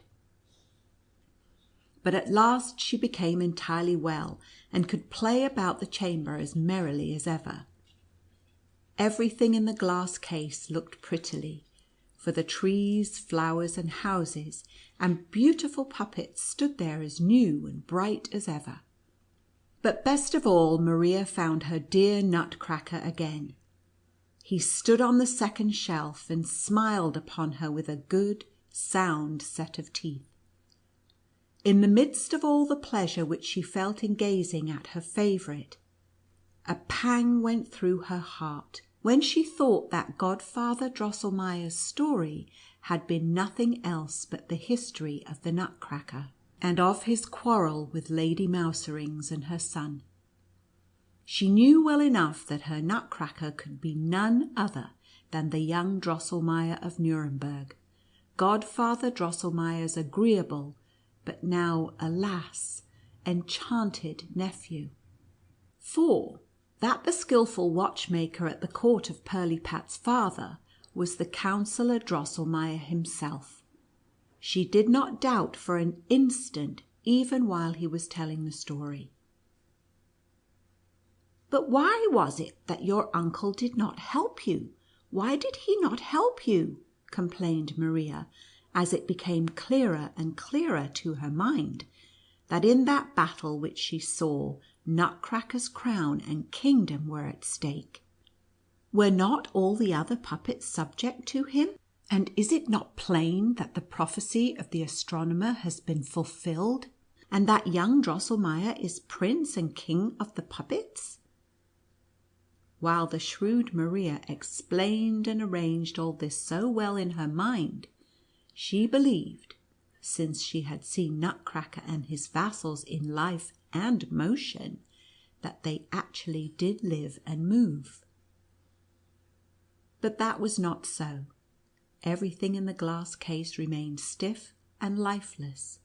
Yet Maria, far from giving up her conviction, cast all the blame upon the magic of Lady Mouserings and her 7-headed son.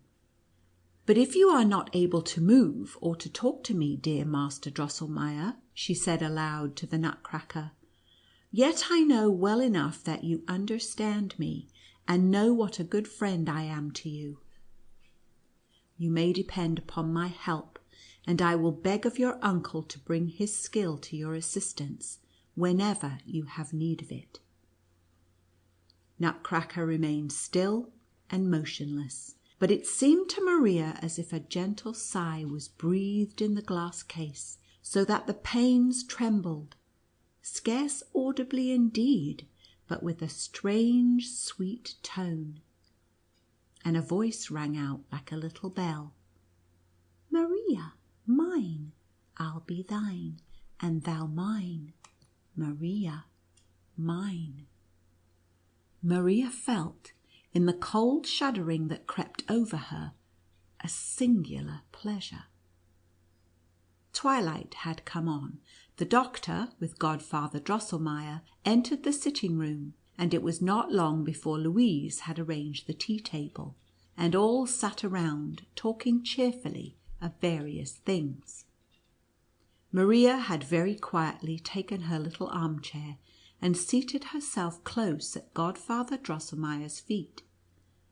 During a moment when they were all silent, she looked up with her large blue eyes in the counsellor's face and said: "I know, dear Godfather Drosselmeier, that my Nutcracker is your nephew, the young Drosselmeier of Nuremberg, and he has become a prince, or king rather, as your companion the astronomer foretold.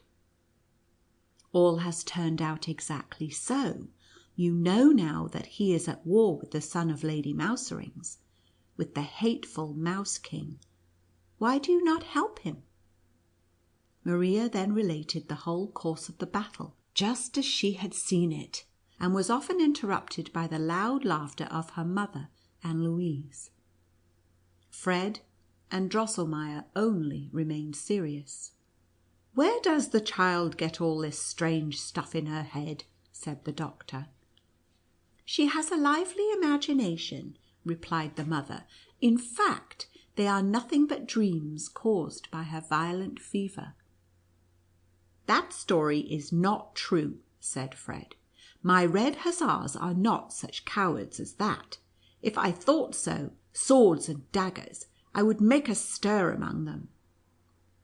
But Godfather Drosselmeier, with a strange smile, took little Maria upon his lap, and said in a softer tone than he was ever heard to speak in before: "Ah, dear Maria, more power is given to thee than to me, or to the rest of us. Thou, like Pirlipat, art a princess born, for thou dost reign in a bright and beautiful kingdom. But thou hast much to suffer if thou wouldst take the part of the poor misshapen Nutcracker. For the Mouse King watches for him at every hole and corner. I cannot. Thou alone canst rescue him. Be firm and true." Neither Maria nor any one else knew what Drosselmeier meant by these words, and they appeared so singular to Dr. Stahlbaum that he felt the counsellor's pulse and said: "Worthy friend, you have some violent congestion about the head. I will prescribe something for you." But the mother shook her head thoughtfully and spoke: "I feel what it is that the counsellor means, but I cannot express it in words." End of chapter 10.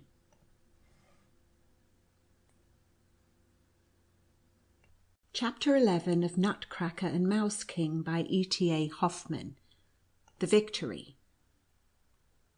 Not long after, Maria was awakened one moonlight night by a strange rattling that seemed to come out of a corner of the chamber. It sounded as if little stones were thrown and rolled about, and every now and then there was a terrible squeaking and squealing. "Ah, the mice are coming again!" exclaimed Maria in a fright. And she was about to wake her mother, but her voice failed her, and she could stir neither hand nor foot, for she saw the Mouse King work his way out of a hole in the wall, then run, with sparkling eyes and crowns, around and around the chamber, when at last, with a desperate leap, he sprang upon the little table that stood close by her bed. "Hi, hi, hi! Must give me thy sugar plums, thy gingerbread, little thing, or I will bite thy Nutcracker, thy Nutcracker." So squeaked the Mouse King, and snapped and grated hideously with his teeth, then sprang down again and away through the hole in the wall. Maria was so distressed by this occurrence that she looked very pale in the morning, and was scarcely able to say a word. 100 times she was going to inform her mother or Louise of what had happened, or at least tell Fred. But she thought, no one will believe me, and I shall only be laughed at. This, at least, was very clear, that if she wished to save little Nutcracker, she must give up her sugar plums and her gingerbread. So in the evening she laid all that she had, and she had a great deal, down before the foot of the glass case. The next morning her mother said, "It is strange what brings the mice all at once into the sitting room. See, poor Maria, they have eaten up all your gingerbread." And so it was. The ravenous Mouse King had not found the sugar plums exactly to his taste, but he had gnawed them with his sharp teeth, so that they had to be thrown away. Maria did not grieve about her cake and sugar plums, for she was greatly delighted to think that she had saved little Nutcracker. But what was her terror when the very next night she heard a squeaking and squealing close to her ear. Ah, the Mouse King was there again, and his eyes sparkled more dreadfully, and he whistled and squeaked much louder than before. "Must give me thy sugar puppets, chocolate figures, little thing, or I will bite thy nutcracker, thy nutcracker." And with this the terrible Mouse King sprang down and ran away again. Maria was very sad. She went the next morning to the glass case, and gazed with the most sorrowful looks at her sugar and chocolate figures. And her grief was reasonable, for thou canst not imagine, my attentive reader, what beautiful figures of sugar and chocolate little Maria Stahlbaum possessed. A pretty shepherd and shepherdess watched a whole flock of milk-white lambs, while a little dog frisked about them. Next came 2 letter-carriers with letters in their hands, and then 4 neat pairs of nicely dressed boys and girls, with gay ribbons, rocked at seesaw upon as many boards, white and smooth as marble. Behind some dancers stood Farmer Caraway and the Maid of Orleans. These Maria did not care so much about, but close in a corner stood her darling, a little red-cheeked baby, and now the tears came into her eyes. "Ah, dear Master Drosselmeier," she said, turning to Nutcracker, "there is nothing that I will not do to save you, but this is very hard." Nutcracker looked all the while so sorrowfully that Maria, who felt as if she saw the Mouse King open his 7 mouths to devour the unhappy youth, resolved to sacrifice them all. So at evening she placed all her sugar figures down at the foot of the glass case, just as she had done before with her sugar plums and cake. She kissed the shepherd and the shepherdess and the lambs, and at last took her darling, the little red-cheeked baby, out of the corner and placed it down behind all the rest. Farmer Caraway and the Maid of Orleans must stand in the first row. "Well, that is too bad," said her mother the next morning. "A mouse must have got into the glass case, for all poor Maria's sugar figures are gnawed and bitten in pieces." Maria could not keep from shedding tears, but she soon smiled again, and said to herself, "That is nothing if Nutcracker is only saved." In the evening her mother told the counsellor of the mischief which the mouse had been doing in the glass case, and said, "It is provoking that we cannot destroy this fellow that makes such havoc with Maria's sugar toys." "Ha!" cried Fred merrily, "the baker opposite has a fine grey secretary of legation. Suppose I bring him over? He will soon make an end of the thing. He will have the mouse's head off very quickly, even if it be Lady Mouserings herself." or her son, the Mouse King." "And jump about the tables and chairs," said his mother, laughing, "and throw down cups and saucers, and do all kinds of mischief." "Ah, no, indeed," said Fred. "The baker's secretary of legation is a light, careful fellow. I wish I could walk on the roof of a house as well as he." "Let us have no cats in the night," said Louise, who could not bear them. "Fred's plan is the best," said the doctor, "but we will try a trap first. Have we got one?" "Godfather Drosselmeier can make them best," said Fred, "for he invented them." All laughed, and when the mother said that there was no mouse trap in the house, the counsellor assured her that he had a number in his possession, and immediately sent for one. In a short time it was brought, and a very excellent mouse trap it seemed to be. The story of the hard nut now came vividly to the minds of the children. As the cook toasted the fat, Maria shook and trembled. Her head was full of the story and its wonders, and she said to her old friend Dora, "Ah, great queen, take care of Lady Mouserings and her family." But Fred had drawn his sword and cried, "Let them come on, let them come on, I will scatter them." But all remained still and quiet under the hearth. As the counsellor tied the fat to a fine piece of thread, and set the trap softly, softly down by the glass case, Fred cried out, "Take care, Godfather Mechanist, or Mouse King will play you a trick." Ah, but what a night did Maria pass! Something cold as ice tapped here and there against her arm, and crept, rough and hideous, upon her cheek, and squeaked and squealed in her ear. The hateful Mouse King sat upon her shoulder. He opened his 7 blood-red mouths, and grating and snapping his teeth, he squeaked and hissed in her ear.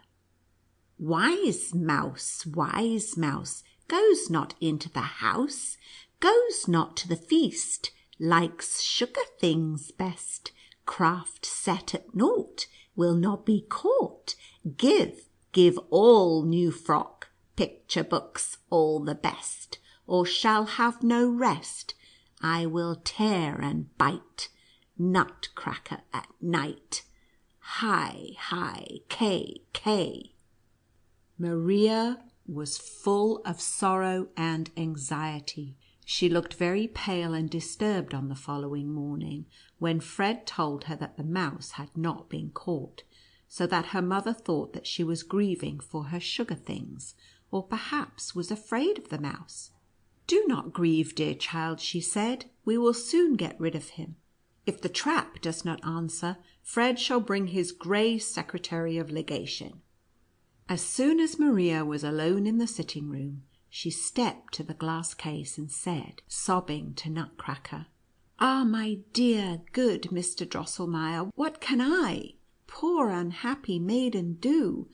For if I should give up all my picture books and even my new beautiful frock to the hateful mouse, he will ask more and more, and when I have nothing left to give him, he will at last want me, instead of you, to bite in pieces." As little Maria grieved and sorrowed in this way, she observed a large spot of blood on Nutcracker's neck, which had been there ever since the battle. Now, after Maria had known that her Nutcracker was young Drosselmeier, the counsellor's nephew, she did not carry him any more in her arms, nor hug and kiss him as she used to do. Indeed, she would very seldom move or touch him. But when she saw the spot of blood, she took him carefully from the shelf, and commenced rubbing it with her pocket handkerchief. But what was her astonishment when she felt that he suddenly grew warm in her hand and began to move. She put him quickly back upon the shelf again, when, behold, his little mouth began to work and twist and move up and down, and at last, with a great deal of labour, he lisped out, "Ah, dearest, best Miss Stahlbaum, excellent friend, how shall I thank you? No, no picture books, no Christmas frock. Get me a sword, a sword. For the rest, Here speech left him, and his eyes, which had begun to express the deepest sympathy, became staring and motionless. Maria did not feel the least terror. On the contrary, she leaped for joy, for she had now found a way to rescue Nutcracker without any more painful sacrifices. But where should she obtain a sword for him? Maria at last resolved to ask advice of Fred, and in the evening, when their parents had gone out, and they sat alone together in the chamber by the glass case, she told him all that had happened to Nutcracker and Mouse King, and then begged him to furnish the little fellow with a sword. Upon no part of this narration did Fred reflect so long and so earnestly as upon the poor account which she gave him of the bravery of his hussars. He asked once more very seriously if it were so.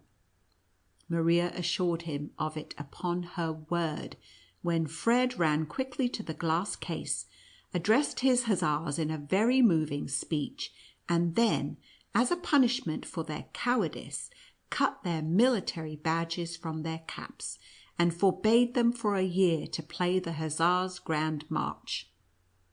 After this, he turned again to Maria and said, "As to a sword, I can easily supply the little fellow with one.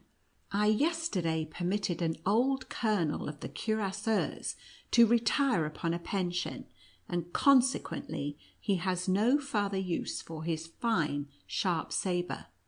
The aforesaid colonel was living on the pension which Fred had allowed him, in the farthest corner of the third shelf. He was brought out, his fine silver sabre taken from him, and buckled about Nutcracker.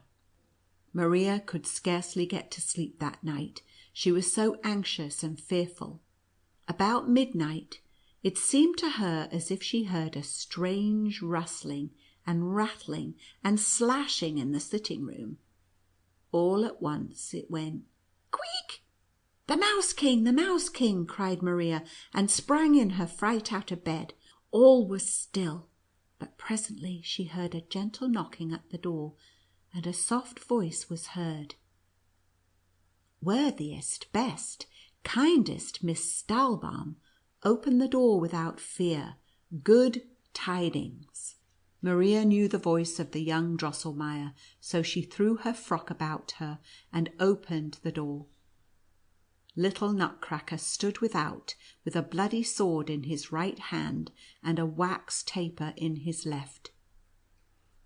As soon as he saw Maria, he bent down on one knee and said, "You, O lady, you alone it was that filled me with knightly courage, and gave this arm strength to contend with the presumptuous foe who dared to disturb your slumber.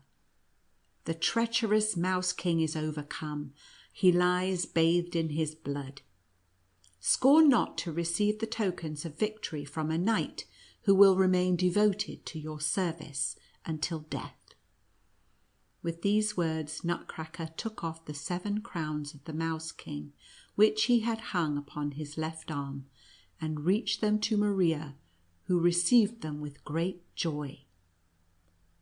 Nutcracker then arose and said, "Best, kindest Miss Stahlbaum, you know not what beautiful things I could show you at this moment, while my enemy lies vanquished. If you would have the condescension to follow me for a few steps, oh, will you not be so kind? Will you not be so good? Best, kindest Miss Stahlbaum." End of chapter 11.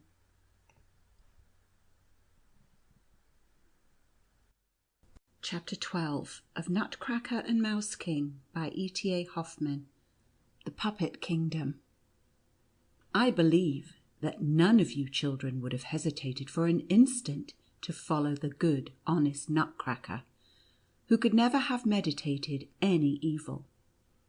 Maria consented to follow him, so much the more readily, because she knew what claims she had upon his gratitude, and because she was convinced that he would keep his word, and show her many beautiful things.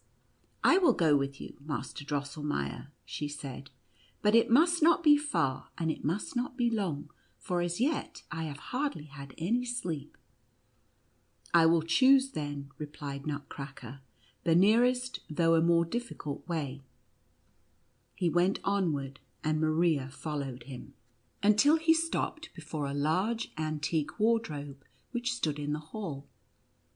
Maria perceived, to her astonishment, that the doors of this wardrobe, which were always kept locked, now stood wide open, so that she could see her father's fox-furred travelling coat, which hung in front.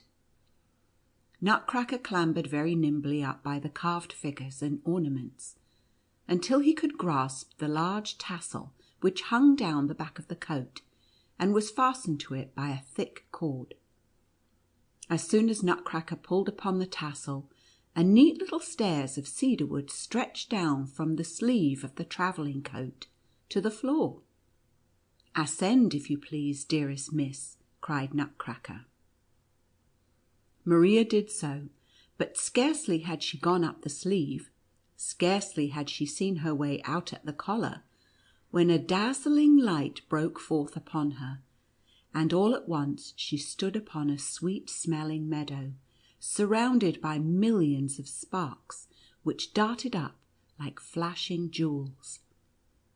"We are now upon Candy Meadow," said Nutcracker, "but we will directly pass through yonder gate." When Maria looked up, she saw the beautiful gate, which stood a few steps before them upon the meadow.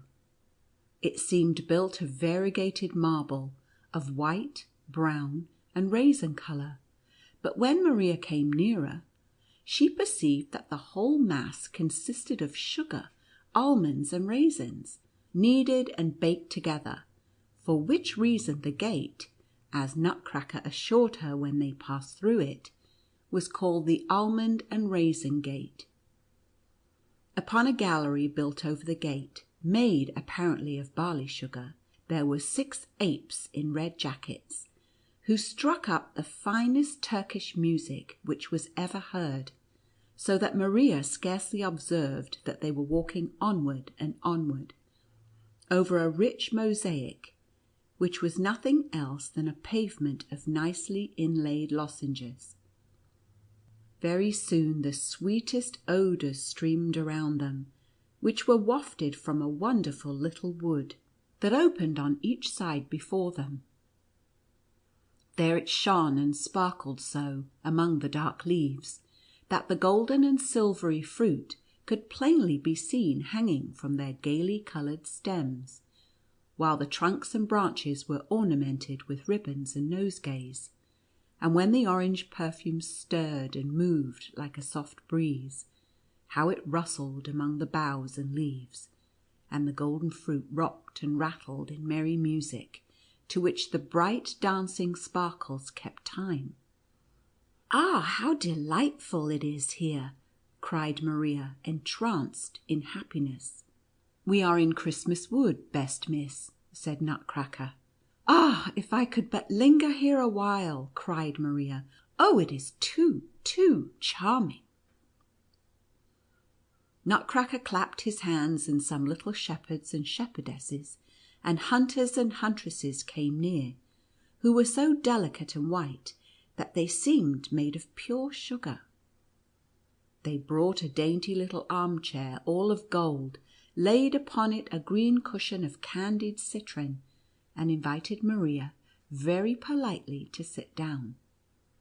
She did so, and immediately the shepherds and shepherdesses danced a very pretty ballet, while the hunters very obligingly blew their horns, and then all disappeared again in the bushes.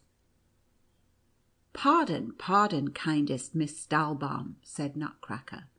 "The dance was miserably performed, but the people all belong to our company of wire dancers, and they can do nothing but the same thing. They are deficient in variety. And the hunters blew so dull and lazily. But shall we not walk a little farther?" "Ah, it was all very pretty, and pleased me very much," said Maria, as she rose and followed Nutcracker. They now walked along by a soft rustling brook, out of which all the sweet perfumes seemed to arise which filled the whole wood. "This is the Orange Brook," said Nutcracker, "but its fine perfume accepted, it cannot compare either in size or beauty with Lemonade River, which like it empties into Orgeat Lake." In fact, Maria very soon heard a louder rustling and dashing, and then beheld the broad Lemonade River, which rolled in proud cream-coloured billows between banks covered with bright green bushes. A refreshing coolness arose out of its noble waves. Not far off, a dark yellow stream dragged itself lazily along, but it gave forth a very sweet odour, and a great number of little children sat on the shore angling for little fish, which they ate up as soon as caught. When Maria came nearer, she observed that these fish were shaped almost like peanuts.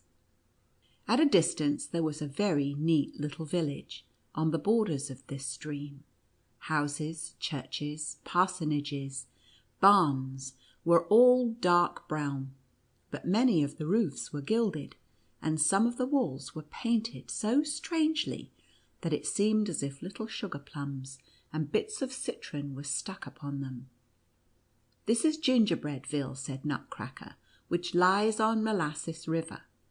Very pretty people live in it, but they are a little ill-tempered because they suffer a good deal from the toothache, and so we will not visit it." At this moment Maria observed a little town in which the houses were clear and transparent, and of different colours, which was a very pretty sight to look at. Nutcracker went straight forward towards it, and now Maria heard a busy merry clatter, and saw 1,000 tiny little figures collected around some heavily laden waggons which had stopped in the market. These they unloaded, and what they took out looked like sheets of coloured paper and chocolate cakes. "We are now in Bonbon Town," said Nutcracker. "An importation has just arrived from Paperland and from King Chocolate. The poor people of Bonbon Town are often terribly threatened by the armies of Generals Fly and Gnat, for which reason they fortify their houses with stout materials from Paperland, and throw up fortifications of the strong bulwarks which King Chocolate sends to them. But, worthiest Miss Stahlbaum, we will not visit all the little towns and villages of this land. To the capital! To the capital!" Nutcracker hastened forward, and Maria followed, full of curiosity. It was not long before a sweet odour of roses enveloped them, and everything around was touched with a soft rose-coloured tint. Maria soon observed that this was the reflection of the red glancing lake, which rustled and danced before them with charming and melodious tones in little rosy waves. Beautiful silver-white swans with golden collars swam over the lake singing sweet tunes, while little diamond fish dipped up and down in the rosy water as if in the merriest dance. "Ah!" exclaimed Maria ardently, "this is then the lake which Godfather Drosselmeier was once going to make for me, and I myself am the maiden who is to fondle and caress the dear swans." Nutcracker laughed in a scornful manner, such as Maria had never observed in him before, and then said, "Godfather Drosselmeier can never make anything like this. You yourself, rather, sweetest Miss Stahlbaum, but we will not trouble our heads about that. Let us sail across the Rose Lake to the capital." Chapter 12.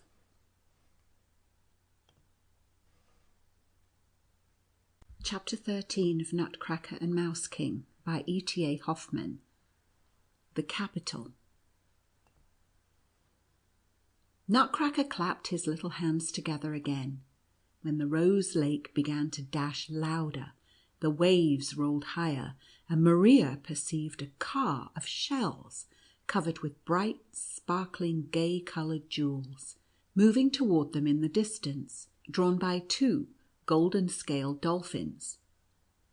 12 the loveliest little Moors, with caps and aprons braided of humming-birds' feathers, leaped upon the shore and carried first Maria and then Nutcracker with a soft gliding step over the waves, and placed them in the car, which straightway began to move across the lake.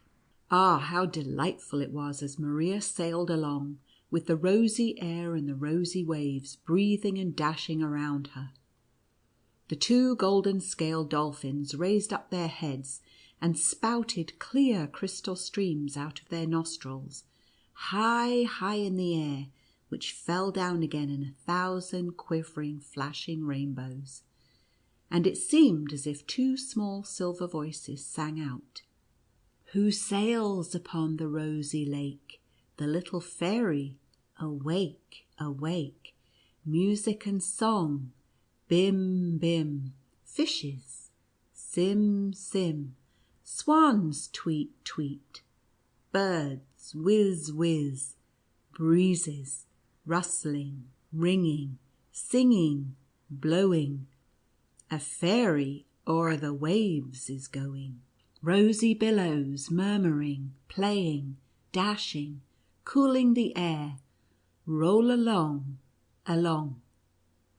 But the singing of the falling fountains did not seem to please the 12 little Moors, who were seated up behind the car, for they shook their parasols so hard that the palm leaves of which they were made rattled and clattered, and they stamped with their feet in very strange time, and sang, "Clap and clip and clip and clap, backward and forward, up and down."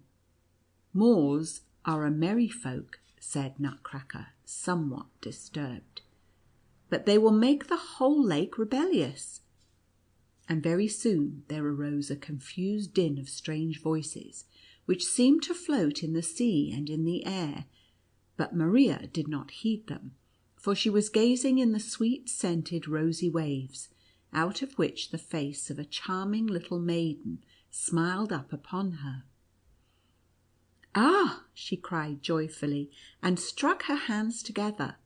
"Look, look, dear Master Drosselmeier, there is the Princess Pirlipat down in the water. Oh, how sweetly she smiles upon me!"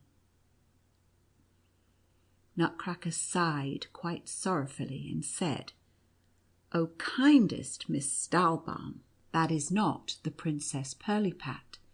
It is you. It is your own lovely face that smiles so sweetly out of the Rose Lake." Upon this, Maria drew her head back very quickly, put her hands before her face, and blushed very much. At this moment she was lifted out of the car by the 12 Moors and carried to the shore. They now found themselves in a little thicket, which was perhaps more beautiful even than the Christmas wood, it was so bright and sparkling. What was most wonderful in it were the strange fruits that hung upon the trees, which were not only curiously coloured, but gave out also every kind of sweet odour. "We are in Sweetmeat Grove," said Nutcracker, "but yonder is the capital. And what a sight! How can I venture, children, to describe the beauty and splendour of the city which now displayed itself to Maria's eyes upon the broad flowery meadow before them? Not only did the walls and towers glitter with the gayest colours, but the style of the buildings was like nothing else that is to be found in the world. Instead of roofs, the houses had diadems set upon them, braided and twisted in the daintiest manner, and the towers were crowned with variegated trellis work, and hung with festoons, the most beautiful that ever were seen. As they passed through the gate, which looked as if it were built of macaroons and candied fruits, silver soldiers presented arms, and a little man in a brocade dressing gown threw himself upon Nutcracker's neck with the words, "Welcome, best prince, welcome to Confectionville." Maria was not a little astonished to hear young Drosselmeier called a prince by such a distinguished man, but she now heard such a hubbub of little voices, such a huzzaing and laughter, such a singing and playing, that she could think of nothing else, and turned to Nutcracker to ask him what it all meant. "Oh, worthiest Miss Stahlbaum, it is nothing uncommon. Confectionville is a populous and merry city, thus it goes here every day. Let us walk farther, if you please." They had only gone a few steps when they came to the great market-place, which presented a wonderful sight. All the houses around were of sugared filigree work. Gallery was built over gallery, and in the middle stood a tall obelisk of white and red sugared cream, while 4 curious sweet fountains played in the air of orgeat, lemonade, mead, and soda water, and in the great basin were soft bruised fruits, mixed with sugar and cream, and touched a little by the frost. But prettier than all this were the charming little people, who, by thousands, pushed and squeezed, knocked their heads together, huzzaed, laughed, jested, and sang, who had raised indeed that merry din which Maria had heard at a distance. Here were beautifully dressed men and women, Armenians and Greeks, Jews and Tyrolese, officers and soldiers, preachers, shepherds and harlequins, in short, all the people that can possibly be found in the world. On one corner the tumult increased, the people rocked and reeled to clear the way, for just at that moment the Grand Mogul was carried by in a palanquin, attended by 93 grandees of the kingdom and 700 slaves.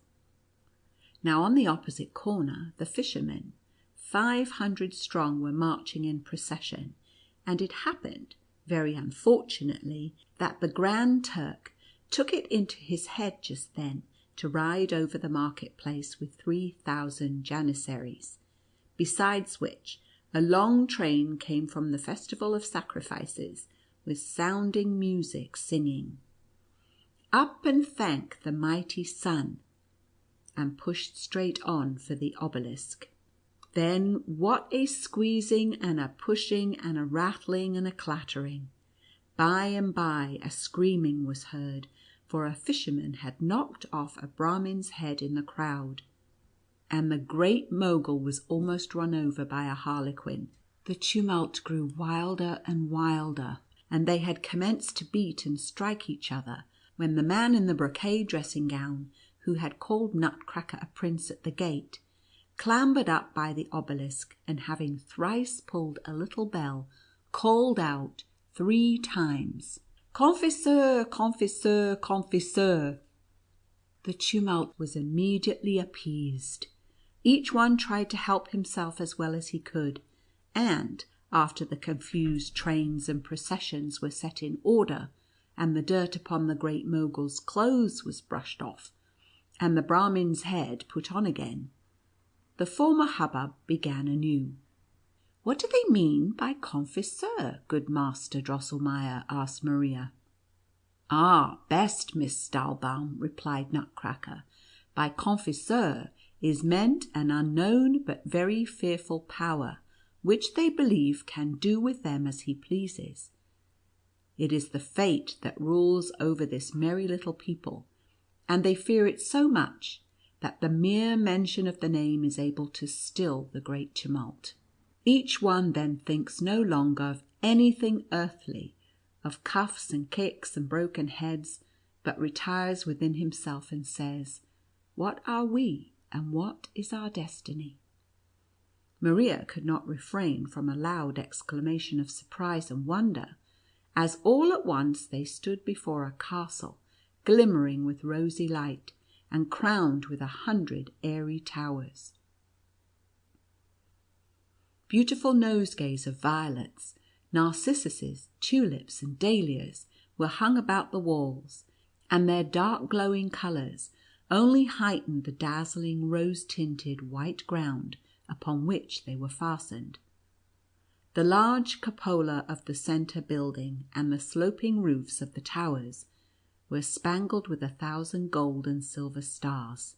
"We are now in front of Marchpane Castle," said Nutcracker. Maria was completely lost in admiration of this magic palace. Yet it did not escape her that one of the large towers was without a roof, while little men were moving around it upon a scaffolding of cinnamon, as if busied in repairing it.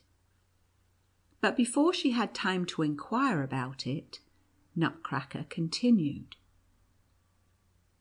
"Not long ago this beautiful castle was threatened with serious injury, if not with entire destruction. The giant Sweet-tooth came this way, and bit off the roof of yonder tower, and was gnawing upon the great cupola, when the people of Confectionville gave up to him a full quarter of the city, and a considerable portion of Sweetmeat Grove as tribute, with which he contented himself and went his way.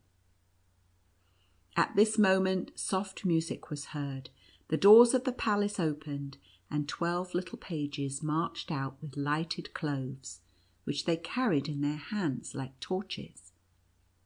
Each of their heads was a pearl, their bodies were made of rubies and emeralds, and they walked upon feet cast out of pure gold. 4 ladies followed them, almost as tall as Maria's Clara, but so richly and splendidly dressed that she saw in a moment that they were princesses born. They embraced Nutcracker in the tenderest manner, and cried with joyful sobs, "Oh, my prince, my best prince! Oh, my brother!" Nutcracker seemed very much moved. He wiped the tears out of his eyes, then took Maria by the hand, and said with great emotion, "This is Miss Maria Stahlbaum, the daughter of a much respected and very worthy physician, and she is the preserver of my life. Had she not thrown her shoe at the right time, had she not supplied me with the sword of a pensioned colonel, I should now be lying in my grave, torn and bitten to pieces by the terrible Mouse King. View her, gaze upon her, and tell me if Pirlipat, although a princess by birth, can compare with her in beauty, goodness, and virtue. No, I say, no." And all the ladies cried out, "No," and then fell upon Maria's neck, exclaiming, "Ah, dear preserver of the prince, our beloved brother, charming Miss Maria Stahlbaum." She now accompanied these ladies and Nutcracker into the castle, and entered a room, the walls of which were of bright coloured crystal. But of all the beautiful things which Maria saw here, what pleased her most were the nice little chairs, sofas, secretaries, and bureaus with which the room was furnished, and which were all made of cedar or Brazil wood, and ornamented with golden flowers. The princesses made Maria and Nutcracker sit down, and said that they would immediately prepare something for them to eat. They then brought out a great many little cups and saucers, and plates and dishes, all of the finest porcelain, and spoons, knives and forks, graters, kettles, pans, and other kitchen furniture, all of gold and silver. Then they brought the finest fruits and sugar things, such as Maria had never seen before, and began in the nicest manner to squeeze the fruits with their little snow white hands, and to pound the spice and grate the sugar almonds, in short, so to turn and handle everything, that Maria could see how well the princesses had been brought up, and what a delicious meal they were preparing. As she desired very much to learn such things, she could not help wishing to herself that she might assist the princesses in their labour. The most beautiful of Nutcracker's sisters, as if she had guessed Maria's secret thoughts, reached her a little golden mortar, saying, "Oh, sweet friend, dear preserver of my brother, will you not pound a little of this sugar candy?"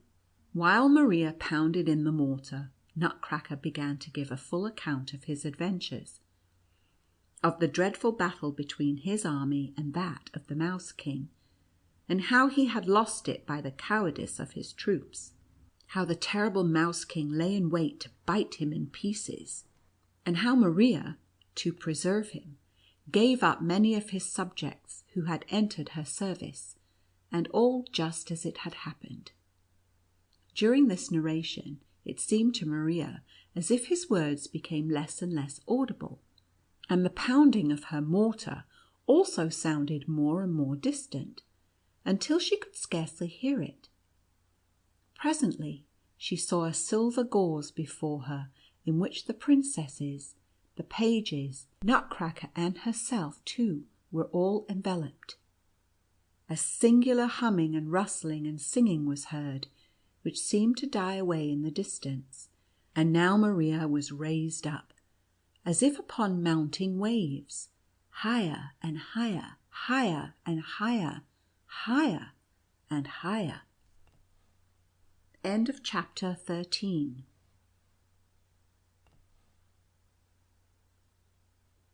Chapter 14 of Nutcracker and Mouse King by E.T.A. Hoffmann. The conclusion. Purr, puff it went. Maria fell down from an immeasurable height. That was a fall. But she opened her eyes, and there she lay upon her little bed. It was bright day, and her mother stood by her, saying, "How can you sleep so long? Breakfast has been ready this great while." You now perceive, kind readers and listeners, that Maria, completely confused by the wonderful things which she had seen, had at last fallen asleep in the room at Marchpane Castle, and that the Moors, or the pages, or perhaps even the princesses themselves, must have carried her home and laid her softly in bed. Oh, mother, dear mother, you cannot think where young Master Drosselmeier led me last night, and what beautiful things I have seen.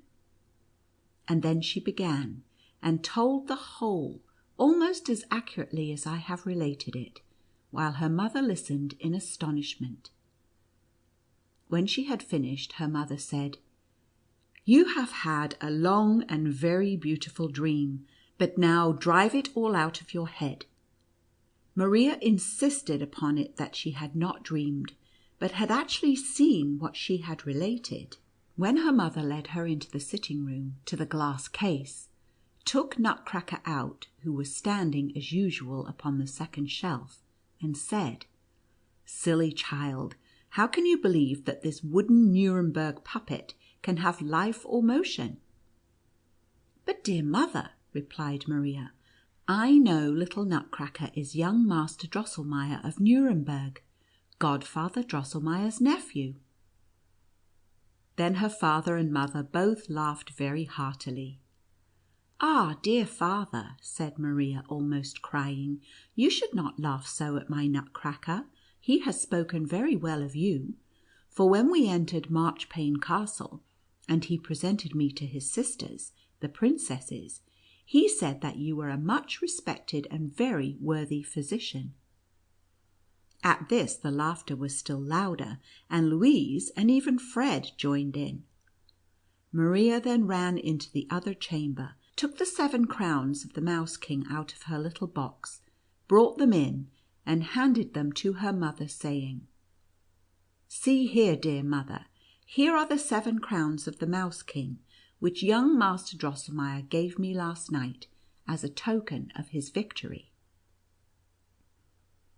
Her mother examined the little crowns in great astonishment. They were made of a strange but very shining metal, and were so delicately worked that it seemed impossible that mortal hands could have formed them. Her father, likewise, could not gaze enough at them, and he insisted very seriously that Maria should confess how she obtained them. But she could give no other account of them, and kept firm to what she had said.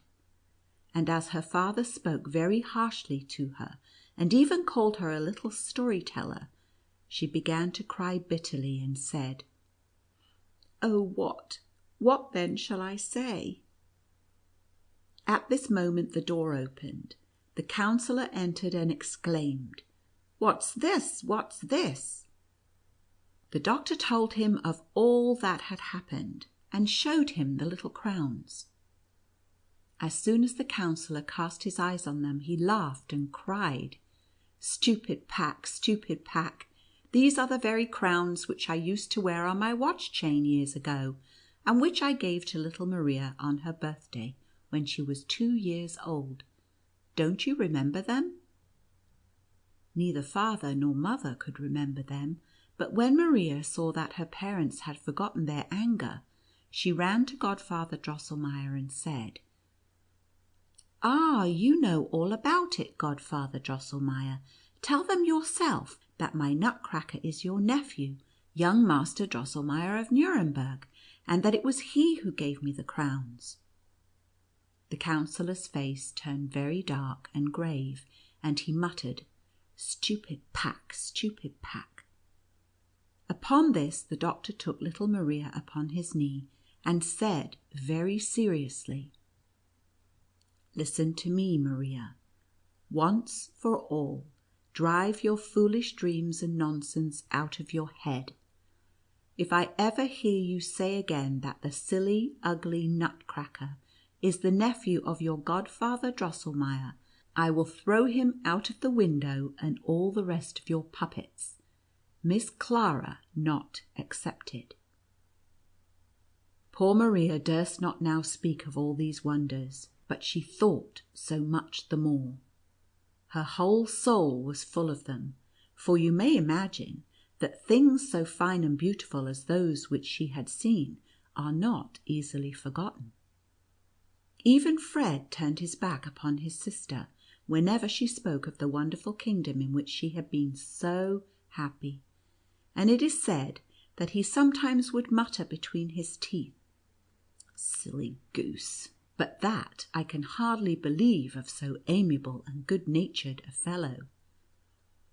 This is certain, however, he no longer believed a word of what Maria had told him. He made a formal apology to his hussars, on public parade, for the injustice which he had done them, stuck in their caps feathers of goose quill, much finer and taller than those of which they had been deprived, and permitted them again to blow the hussars' grand march. Aha! We know best how it stood with their courage when those hateful balls spotted their red coats. Maria was not allowed then to speak of any more of her adventures, but the images of that wonderful fairy kingdom played about her in sweet, rustling tones. She could bring them all back again whenever she fixed her thoughts steadfastly upon them, and hence it came that instead of playing as she formerly did, she would sit silent and thoughtful, musing within herself, for which reason the rest would often scold her and call her a little dreamer. Some time after this, it happened that the counsellor was busy repairing a clock in Dr. Stahlbaum's house. Maria sat close by the glass case, and lost in her dreams was gazing at Nutcracker, when the words broke from her lips involuntarily. "Ah, dear Master Drosselmeier, if you actually were living, I would not behave like Princess Pirlipat and slight you, because for my sake you had ceased to be a handsome young man." At this the counsellor screamed, "Hey, hey, stupid pack!" Then there was a clap and a knock, so loud that Maria sank from her chair in a swoon. When she came to herself, her mother was busied about her, and said, "How came such a great girl to fall from her chair? Here is Godfather Drosselmeier's nephew, just arrived from Nuremberg. Come, behave like a little woman." She looked up. The counsellor had put on his glass wig again, and his brown coat. He was smiling very pleasantly, and he held by the hand a little but very well shaped young man. His face was as white as milk, and as red as blood. He wore a handsome red coat, trimmed with gold, and shoes and white silk stockings. In his buttonhole was stuck a nosegay. His hair was nicely powdered and curled, and down his back there hung a magnificent queue. The sword by his side seemed to be made of nothing but jewels, it flashed and sparkled so brightly, and the little hat which he carried under his arm looked as if it were overlaid with soft silken flakes. It very soon appeared how polite and well bred the young man was, for he had brought Maria a great many handsome playthings, the nicest gingerbread, and the same sugar figures which the Mouse King had bitten to pieces, and for Fred he had brought a splendid sabre. At table the little fellow cracked nuts for the whole company. The hardest could not resist him. With the right hand he put them in his mouth, with the left he pulled hard upon his queue, and crack! The nut fell in pieces. Maria had turned very red when she first saw the handsome young man, and she became still redder when, after dinner, young Drosselmeier invited her to go with him into the sitting room to the glass case. "Play prettily together, children. I have nothing against it, since all my clocks are going," cried the counsellor. Scarcely was Maria alone with young Drosselmeier when he stooped upon one knee and said, "Oh, my very best Miss Stahlbaum, you see here at your feet the happy Drosselmeier, whose life you saved on this very spot. You said most amiably that you would not slight me like the hateful Princess Pirlipat if I had become ugly for your sake. From that moment I ceased to be a miserable Nutcracker, and resumed again my old, and, I hope, not disagreeable figure. Oh, excellent Miss Stahlbaum, make me happy with your dear hand, share with me crown and kingdom, rule with me in Marchpane Castle, for there I am still king." Maria raised the youth and said softly, "Dear Master Drosselmeier, you are a kind, good-natured young man, and, since you rule in such a charming land among such pretty, merry people, I will be your bride." With this, Maria immediately became Drosselmeier's betrothed bride. After a year and a day he came, as I have heard, and carried her away in a golden chariot, drawn by silver horses. There danced at the wedding 22,000 of the most splendid figures, adorned with pearls and diamonds, and Maria, it is said, is at this hour queen of a land where sparkling Christmas woods, transparent Marchpane castles, in short, where the most beautiful, the most wonderful things can be seen by those who will only have eyes for them.